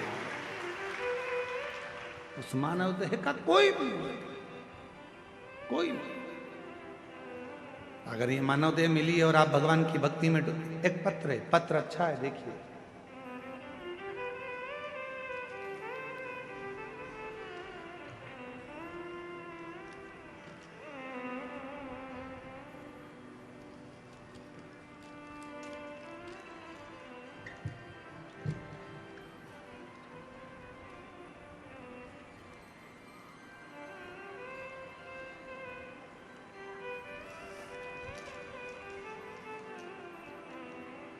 शिव सागर, धन कवार सिंह, सुभाष नगर, दुर्ग, छत्तीसगढ़ के रहवासी हैं। कहीं बैठे हों तो हाथ हिला सकते हैं। अगर कहीं बैठे हों, शिव सागर, धन कंवर आप ही हैं, आ जाइए, एक बेलपत्र लेकर जाइएगा, आ जाइए। गुरुजी, बेटे की शादी हो गई, कथा के पंडाल में बैठकर मांगने का फल क्या होता है गुरुजी? मेरी बहू हमेशा कहती थी, मम्मी मैंने इतनी पढ़ाई करी है, क्या मैं कभी जज बन सकती हूँ? क्या मैं कभी जज बन जाऊंगी माँ? मैंने अपनी बहू से एक ही बात कही, वो सियोर वाला बाबा कहता है अगर दिल से पढ़े हो, मेहनत को 4 गुना करा है, रात दिन एक करा है, और अगर कथा के पंडाल में बैठकर कहीं कथा सुनी है तो उसका फल जरूर मिलेगा। आज मैं बाबा को धन्यवाद देने आई हूँ। मेरी बहू ने भी आपकी कथा पंडाल में बैठकर श्रवण करी, खूब मेहनत करी, और आज बाबा की कृपा से मेरी बहू जज बन गई। मैं बाबा को यहाँ धन्यवाद देने के लिए, आज मेरी बहू जज बन गई। गुरुदेव, विश्वास नहीं था किसी को भी कि ये जज बनेगी, पर आज बाबा की कृपा से शिव महापुराण की कथा क्या देती है, पंडाल में बैठकर कथा सुनने का फल क्या है, पंडाल में कथा सुनने का क्या फल है, आज मैं छाती ठोक कर कहती हूँ कि मेरा बाबा खाली नहीं भेजता है। गुरुदेव, जज भी बनी, बाबा की कृपा से बेटा भी हो गया, ये शिव कृपा। एक पत्र और है, मैं गंगाबाई तारमा ठाकुर, ग्राम जुंगेरा, जिला बालोद, छत्तीसगढ़ की रहने वाली हूँ। कहीं बैठे हो तो हाथ हिला सकती हैं। मैं गंगाबाई ताराम ठाकुर, ग्राम जुंगेरा, जिला बालोद, छत्तीसगढ़ की रहवासी हूँ। कहीं बैठी हो तो हाथ हिला सकती हैं। आप ही हैं, आ जाइए, एक बेलपत्र लेकर जाइए, आ जाइए। गुरुदेव, मेरी पुत्री कविता ठाकुर, जो कि सालों से सरकारी नौकरी की तैयारी कर रही थी, परंतु सफलता नहीं हो पा रही थी। मेरी पुत्री ने सुना कि पंडित प्रदीप मिश्रा जी कहते हैं शिव महापुराण कथा में कि शिवालय में जाएं, शिव को 1 लोटा जल चढ़ाएं। गुरुजी, मेरी बेटी ने जल चढ़ाना प्रारंभ करा, और जुंगेरा घर के पास में ही शंकर जी की कथा हो रही थी आपकी, वहीं पर कथा सुनने के लिए भी गई। पंडाल में बैठकर 2023 में बाबा से प्रार्थना करी, और बाबा की ऐसी कृपा हुई गुरुदेव, 1 लोटा जल, सारी समस्या का हल।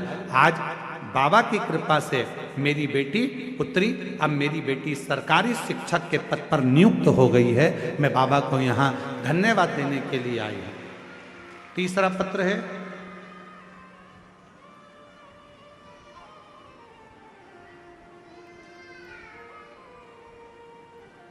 मैं संतोष कुमार साहू, कहीं बैठे हैं संतोष जी? कहीं बैठे हो तो हाथ हिला सकते हैं। आप ही हैं, आ जाइए, बेलपत्र ले जाइए। मैं संतोष कुमार साहू, नगर पंचायत, ये भखारा है भवारा, भखारा, कुरुद जिले से धमतरी का निवासी हूँ। गुरुदेव, मेरी बेटी गरिमा साहू 2021 से नीट की परीक्षा की तैयारी कर रही थी। उसका परीक्षा में दिलाई, लेकिन कुछ नंबर उससे रह जाती थी। मैं बड़ी दुखी हुई, मेरी बेटी को भी बड़ा दुख हुआ। तब मेरी बेटी से मैंने मंदिर जाने को कहा। 1 लोटा जल चढ़ाती, मंदिर जाती, सुबह 5 बजे से सफाई करती मंदिर की। 4 साल से मंदिर में झाड़ू पोछा लगा रही है और बाबा से प्रार्थना कर रही है। आज मैं बाबा को धन्यवाद देने के लिए आई हूँ कि मेरी बेटी जो हिम्मत हार चुकी थी, मैंने उस बेटी से कहा, सियोर वाला बाबा कहता है खूब मेहनत कर, 4 गुना पढ़ाई कर, और आज बाबा की कृपा से मेरी बेटी नीट में सिलेक्ट हो गई और 2025 में दुर्ग मेडिकल कॉलेज में उसका चयन हो गया। वो MBBS की पढ़ाई कर रही है, डॉक्टर बन रही है। मैं बाबा को यहाँ धन्यवाद देने के लिए आई हूँ। ये शिव है, इसको शंकर का। क्यों भटके हम? आ जाओ। क्यों जहां तहां जाएं हम? बाबा की महादेव नमन चरणों में, महादेव नमन चरणों में, स्वीकार किया बहु जज बनी है। एक बार जोरदार ताली बजाकर स्वागत करिए। है मेरा भी उद्धार कीजिए, उद्धार कीजिए। शिव कृपा है, जज भी बन गई। बाबा ने 10 वर्ष के लाला भी दे दिया, छोटे बेटे के घर भी लाला दे दिया, और कह रहे हैं 5 पंडाल की कथा सुनकर बाबा से प्रार्थना करी थी, सब तूने कर दिया। बहू को जज भी बना दिया, बेटे का काम धंधा भी हो गया, पुत्र भी हो गया, सब हो गया, कथा और दे दे। तो बाबा ने 2027 में बता रहे हैं कथा भी मिल गई है, शिव की कृपा। ये शिव आ जाइए। शरणों में तेरे बाबा जी, पावन है चारों धाम। शरणों में बेटी कई सालों से मेहनत कर रही थी और सरकारी नौकरी से उसने सोच लिया था लगेगी नहीं, पर माँ ने कहा कि तुम मेहनत कर, पंडाल में बैठकर एक कथा सुन। वहां की मिट्टी को लेकर बेटी चली गई, उसी का पार्थिव लिंग पूजन करा और बाबा की कृपा से उच्च शिक्षक पद में नियुक्त हुई है। एक बार जोरदार ताली बजाएं, बेटी शिक्षिका बनी। बाबा जी, पावन है चारों धाम। तेरी देव करते वंदना, पूजे सीतारा, हो जाए। पूरी का। हमारा निवेदन है आप भी बाबा से कथा के पंडाल में बैठकर दिल से जो मांगते हो मेरा बाबा देता जरूर है। बस निवेदन है जब कथा सुनने के लिए आओ, इतना समय निकाल कर आना कि आरती हो, आरती पूरी होने के बाद वहाँ की मिट्टी को नमन कर कर, अपने मस्तक चढ़ाकर प्रणाम कर कर, कथा स्थल को नमन कर कर, प्रार्थना कर कर जरूर जाना कि बाबा मेरी गोदी में भी खुशियाँ प्रदान करना, मेरी भी झोली भर। हो जाए पूरी कामना, हो जाए पूरी कामना। आपकी बेटी डॉक्टर बन रही है, MBBS कर रही है, नीट सिलेक्ट किया है। एक बार जोरदार ताली बजाकर स्वागत करिए। सबका किया है मेरा भी उद्धार कीजिए, उद्धार कीजिए। जोरदार ताली बजाओ, बेटी डॉक्टर बन रही है, MBBS कर रही है। हे त्रिशूलधारी, हे त्रिकुंडधारी, हे त्रिशूलधारी। हृदय से जो कहा जाए मेरे बाबा को, मेरे भोलेनाथ को, मेरे शंभू को, मेरे त्रिकालदर्शी को, मेरे कैलाशी को, मेरे अविनाशी को, मेरे भोलेनाथ, मेरे महाकाल राजा को तुम्हारा धन, तुम्हारा वैभव, तुम्हारा सत्ता नहीं चाहिए। मेरे शंकर को तो केवल एक लोटा जल सारी समस्या का, केवल जल। तुम्हारे गांव में शंकर जी का मंदिर, कहते हैं शिव महापुराण के कुमार खंड में लिखा है, जिस नगर में, जिस क्षेत्र में, जिस कॉलोनी में, जिस सोसाइटी में, जिस गांव में, जिस नगर में शंकर भगवान का शिवलिंग नहीं होता है, जिस गांव में शंकर का कोई मंदिर, कोई शिवलिंग नहीं होता है, उस गांव की, उस शहर की, उस कॉलोनी की, उस सोसाइटी की कभी उन्नति नहीं होती है। अगर आप अपने गांव को, अपने शहर को श्रेष्ठ बनाना चाहते हो तो एक शंकर भगवान का शिवलिंग जरूर स्थापित करो और उस पे एक लोटा जल सब गांव गांव में शंकर होना। और हमारा निवेदन है जिसको शिवलिंग ना मिले, सीहोर आओ, कुबेरेश्वर धाम से निशुल्क आपको शिवलिंग और नंदी प्रदान किया जाएगा, आप लेकर जाओ और स्थापना। शिव के बिना सब सब सब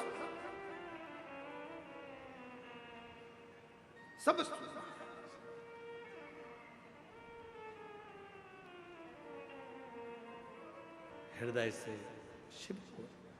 सती मैया के मन में एक भाव आया, दक्ष प्रजापति के घर में जो बेटे जन्मे थे, नारद जी ने उनको भी सत्संग में लगा दिया, वो भी सत्संग करने लगे। दक्ष प्रजापति को बड़ा गुस्सा आया, मेरे बेटों को तुमने सत्संग में लगा दिया। देव ऋषि नारद मैं तुम्हें श्राप देता हूं, तुम एक जगह पर कभी नहीं टिकोगे, एक जगह पर कभी नहीं रुकोगे। किसी किसी को श्राप लगा होता है, एक जगह पे टिकता ही नहीं, किसी किसी ने पूछा क्यों गुरुजी कथा में सारे देवता आते हैं? हाँ सब आते हैं। हाँ तो क्या नारद जी भी आते हैं? हाँ तो हम कैसे पहचानेंगे कि कथा में नारद जी आए? हमने कहा जो बार बार जाए फिर आए, फिर जाए फिर आए, फिर जाए फिर आए, समझ लेना है इसमें नारद भरा गया। नारद को अलग से ढूंढने थोड़े ना जाओगे, नारद फिर जाएगा फिर आएगा फिर जाएगा फिर आएगा, फिर कोई काम, फिर गया फिर आया, फिर गया फिर आया, समझ। तो उसको पहचान जाओ तो सिर पे पल्लू लेके उसके पांव पड़ लो, नारद तेरे हाथ जोड़ो बैठ जा, तेरा हाथ जोड़ती पांव पड़ती बैठ जाए। कहाँ इधर उधर भटक रहा, क्यों भटकना? बड़ी मुश्किल से ना जाने कच्चे गांव वालों ने कौन कौन से पुण्य करे होंगे, कांकेर क्षेत्र वालों ने ना जाने कितने लोटा जल चढ़ाए होंगे, तब जाकर तो ये छोटे से गांव में शिव महापुराण की कथा पहुंची है। और मेरी जीजियों, तुमको देखकर मेरे बाबा पर मुझे आश्चर्य होता है कि मेरे बाबा शिव महापुराण की कथा में वर्णन आता है कि शंकर की कथा में वही जाता है जिसको भोलेनाथ जी कुछ देना चाहते हैं, वो पहुंचता।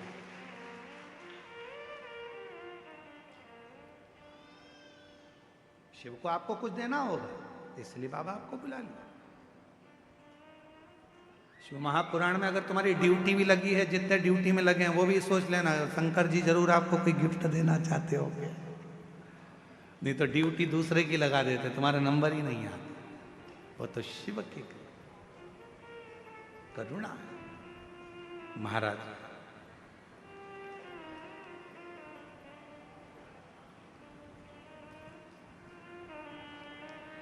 श्राप दिया नारद जी को। दक्ष प्रजापति ने मां जगतजननी दुर्गा भवानी की आराधना करना प्रारंभ करी। मां प्रसन्न होकर सामने आ गई, दक्ष मांग तुझे क्या चाहिए? दक्ष प्रजापति ने कहा मां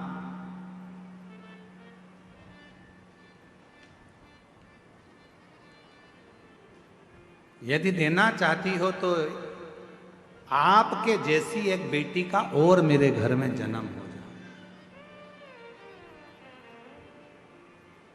आपके जैसी एक पुत्री मेरे घर में जन्म हो।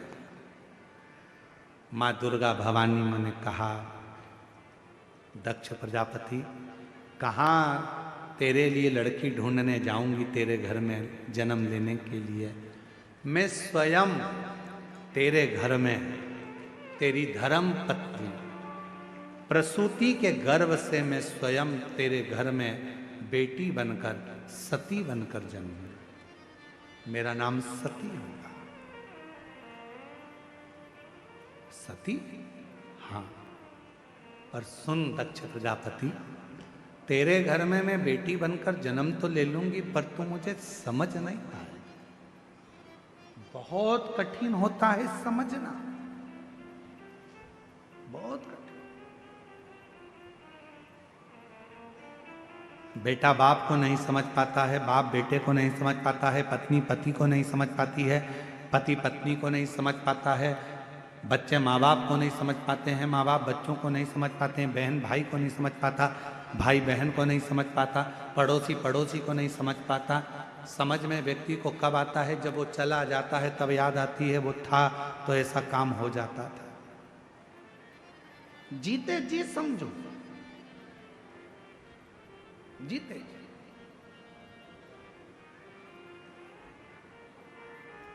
समझ नहीं रहे।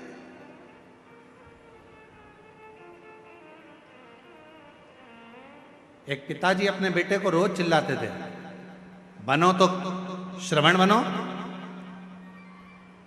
कहां इधर उधर भटकते रहते हो, बनो तो राम बनो, कहां यहां भटकते रहते हो। बेटे को एक दिन गुस्सा आ गया और उसने अपने पिताजी से कहा, क्या पिताजी रोज रोज एक ही बात कहते हो, श्रवण बनो राम बनो, राम बनो श्रवण बनो, राम बनो श्रवण बनो, आज तक तुमने एक बार भी नहीं कहा कि बनो तो कृष्ण बनो। पिताजी ने कहा, बेटा मैं तुझे कृष्ण बनने को भी कह सकता हूं, पर मैं जानता हूं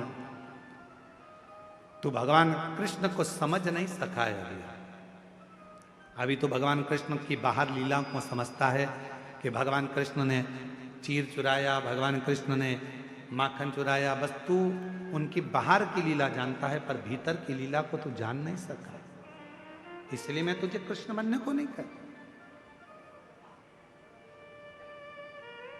बेटे को फिर गुस्सा आ गया। बेटे ने कहा, ठीक है आप मुझे राम बनने को कहते हैं, मैं राम बनने को तैयार हूं, लाओ। दशरथ जी ने अपना सिंहासन राम जी को दिया था, तुम अपने तिजोरी की चाबी मुझे दो, अब भी दो। पिताजी ने जूता उठाया और जो धोना चालू करा, ले तुझे मैं सिंहासन देता हूं, चाबी देता हूं।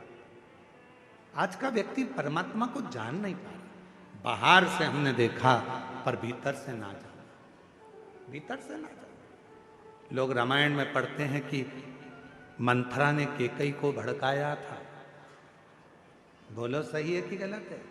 लोग रामायण में पढ़ते हैं कि एक मंथरा थी, उसने केकई को भड़काया था, पर पूरी रामचरितमानस को उठाकर देखिए, मंथरा एक ऐसी थी, पूरी अयोध्या में घूमती थी, घर घर जाती थी, पूरे घरों में भ्रमण करती थी, पूरे नगर में घूमती थी, हर घर में जाती थी, अवध के राज्य में भ्रमण करती थी और केकई को ढूंढने का प्रयास करती थी। रामचरितमानस में सबके जाने की कथा लिखी है। दशरथ जी गए, राम जी गए, लक्ष्मण जी गए, जानकी जी गई, हनुमान जी का भी लिखा है, सबका लिखा है रामचरितमानस में, पर केवल एक ऐसी है मंथरा जिसके मरने की आज तक कहीं कोई कथा ही नहीं मिली। तो पूछा कि मंथरा कहां गई, तो भगवान राम जी से पूछा कि मंथरा कहां है प्रभु बताओ। तब भगवान राम ने कहा, मैंने मंथरा से पूछा था, मंथरा काकी मैं तुझे क्या वर दूं, बोल। मंथरा कहती है, मुझे मार मत देना, मुझे जीवित रखना, कलिकाल में, द्वापर में, सारे हर युग में मैं जीवित रहूं, गांव गांव में घूमती रहूं और कोई घर में एक मिल जाए जिसके कान भरूं और पूरे घर को तोड़ दूं, ऐसी मंथरा आज भी घूम रही है,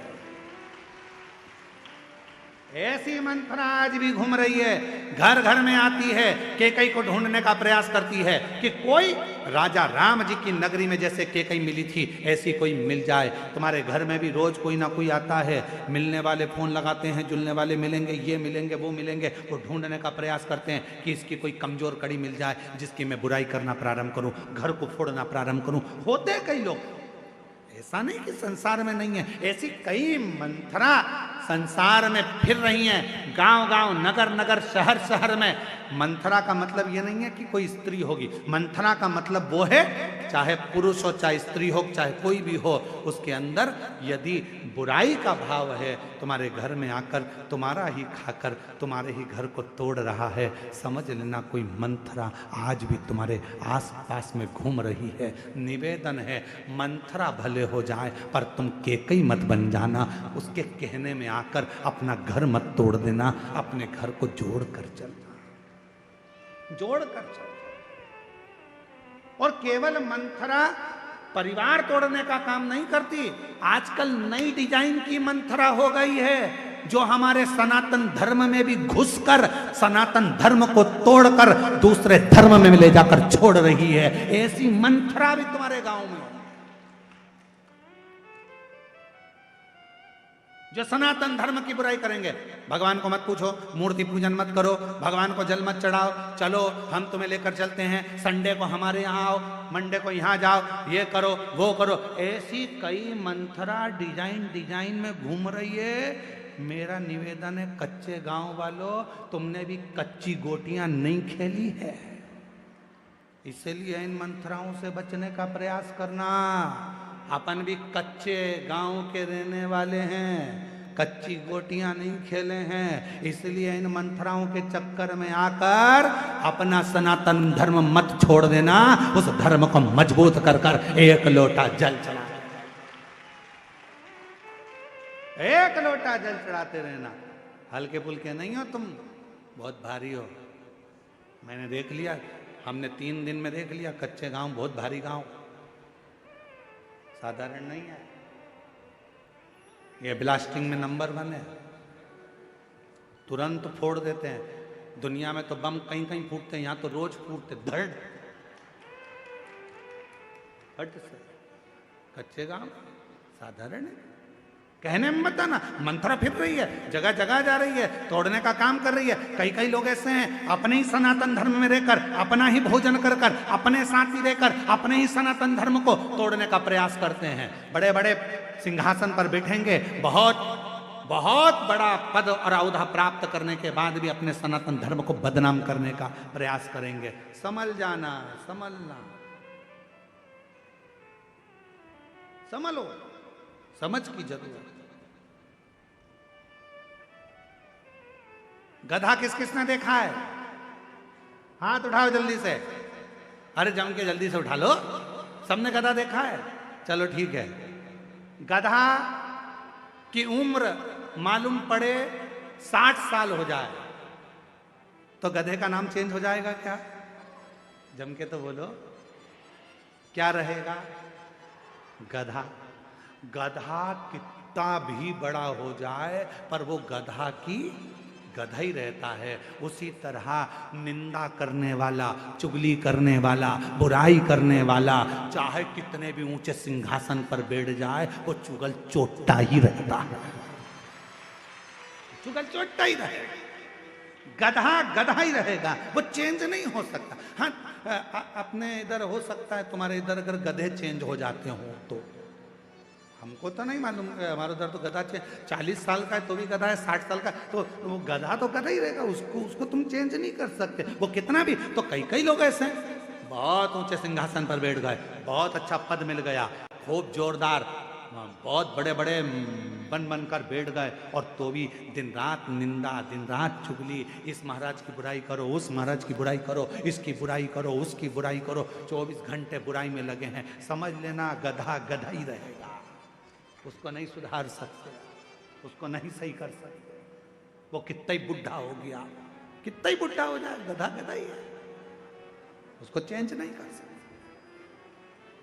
इसलिए जो जैसी भावना लाया वो वैसा ही फल पाया, नहीं खाली उसे लौटाया, वो मन ही मन हर्षाया, और कर दिया माला माल काशी वाले ने लौटा दिया भंडार काशी वाले ने।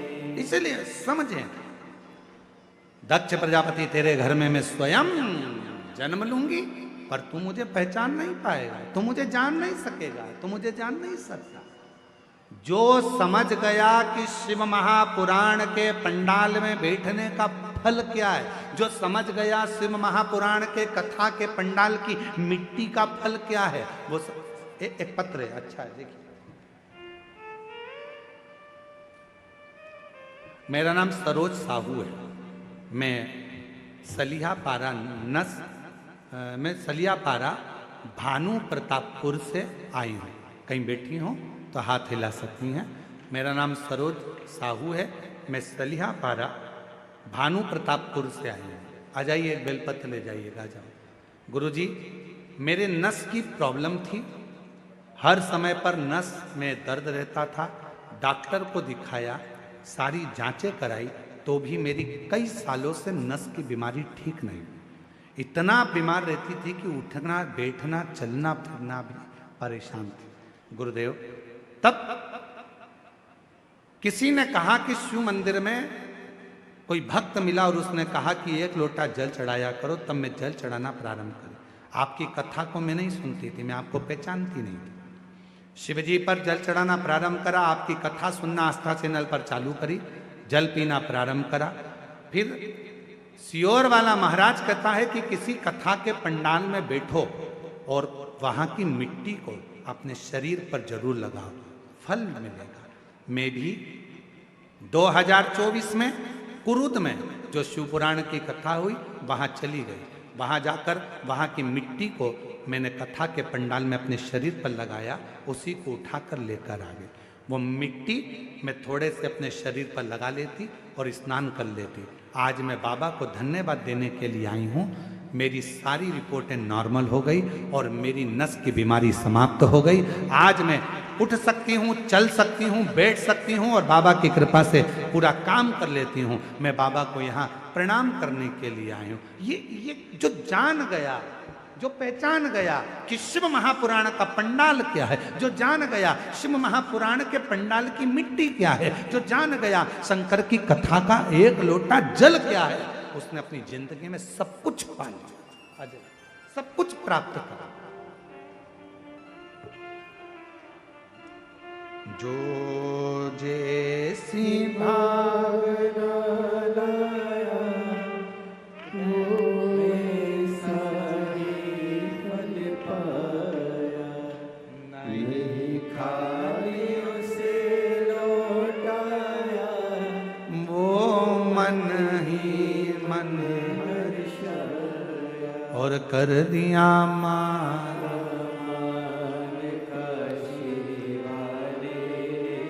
एक छोटी सी बच्ची ने भी एक पत्र लिखा है, अच्छा पत्र।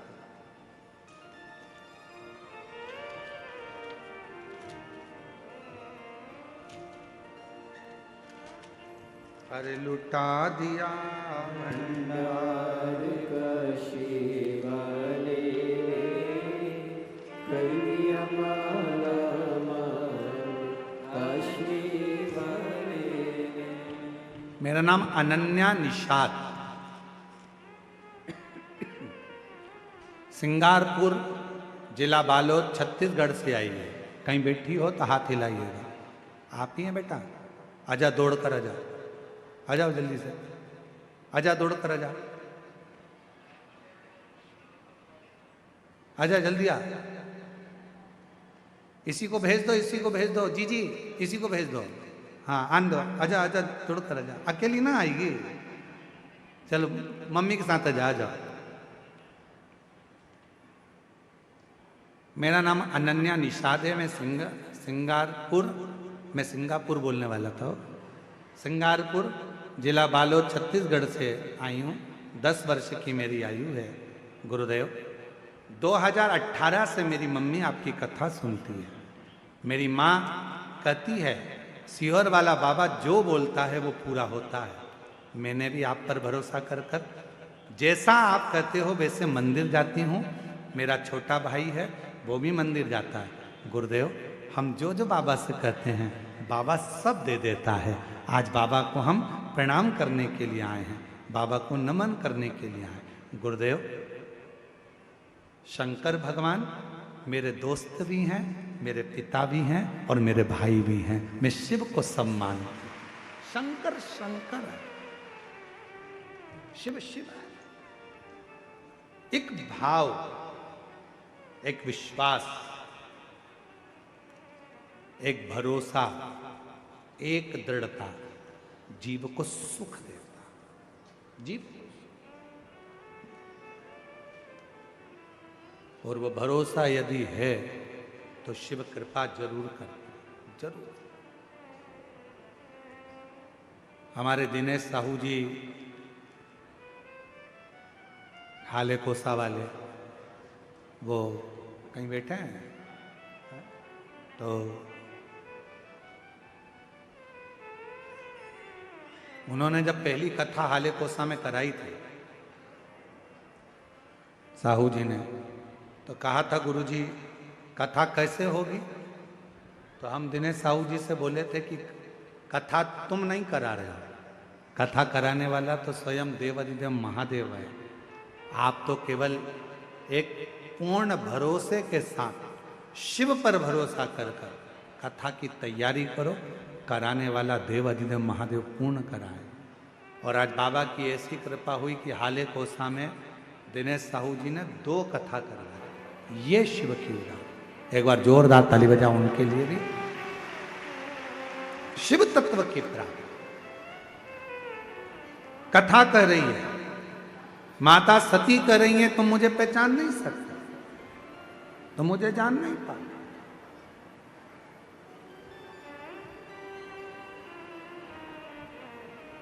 तुम मुझे जान नहीं पाते। और वही हुआ, सती माता का विवाह भगवान देव अधिदेव महादेव से हो गया, पर समझ नहीं पाए। आखिरी में सती माता दक्ष प्रजापति के यज्ञशाला में, यज्ञ कुंड के नजदीक में अपने प्राणों को त्याग दिया।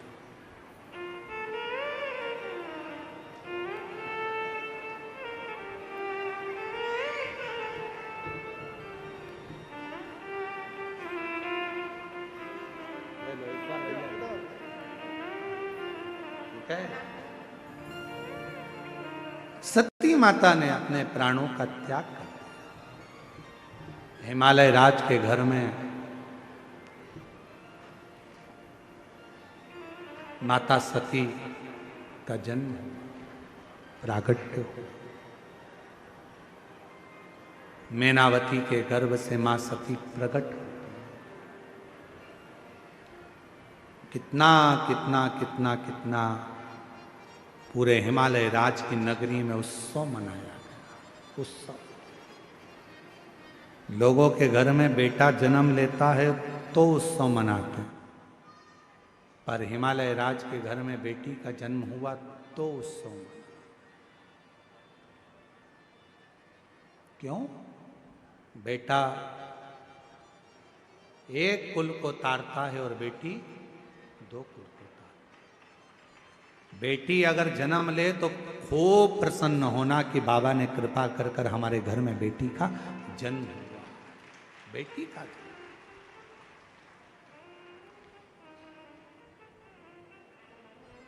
एक रिसर्च में निकला था, माँ जब बेटे को जन्म देती है तो उसकी उम्र थोड़ी कम हो जाती है।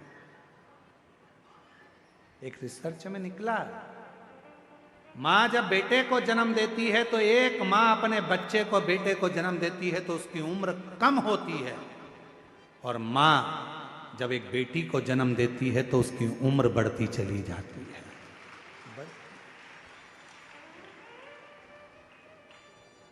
बेटी जन्म लेती है तो माता पिता को सुख प्रदान करना प्रारंभ कर देती है, सुख देना। पर ना जाने कहाँ की रीति है, लोग बेटी का जन्म होता है तो आंखों में आंसू भर आता है, रोने लगते हैं, बेटी हो गई, बेटी हो गई, बेटी हो गई। अरे भाई प्रसन्न हो, खुश हो, बेटी आई है, हमारे 2 कुलों को पार लगा देगी, तार देगी।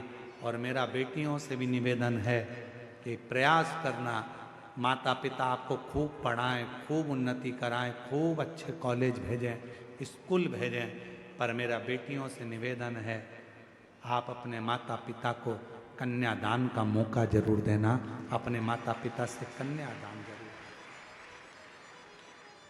भटकना नहीं। जरा सा गाड़ी देखकर, जरा सा धन देखकर, ज्यादा किसी की बॉडी शॉडी देखकर, सुंदर स्वरूप देखकर इधर उधर भटकना नहीं। अपने ही माता पिता जहाँ चाहें, माता पिता जहाँ बोलें, वहाँ मंगल विवाह करो। कन्यादान का मौका अपने माँ बाप को जरूर जरूर। लोग तो चाहते हैं कि आप अपने पथ से हटें, लोग चाहते हैं कि आप अपना पथ छोड़ें, पर उसको छोड़ना। शिव कथा कहती है मां पार्वती जी का मंगल विवाह शिव जी के साथ हो रहा है। बड़े आनंद के साथ मां पार्वती भगवान शंकर जी के साथ मंगल विवाह कर रही हैं, पधार रहे हैं शिव पार्वती। जोरदार ताली बजाइए। बड़े आनंद के साथ माता पार्वती जी भगवान शंकर जी के गले में जयमाला पिना रही हैं। जोरदार ताली बजाकर स्वागत करिए। भगवान देव अधिदेव महादेव माता पार्वती जी के गले में जयमाला पहना रहे हैं। जोरदार ताली बजाइए। 7 दिसंबर से 13 दिसंबर तक कितम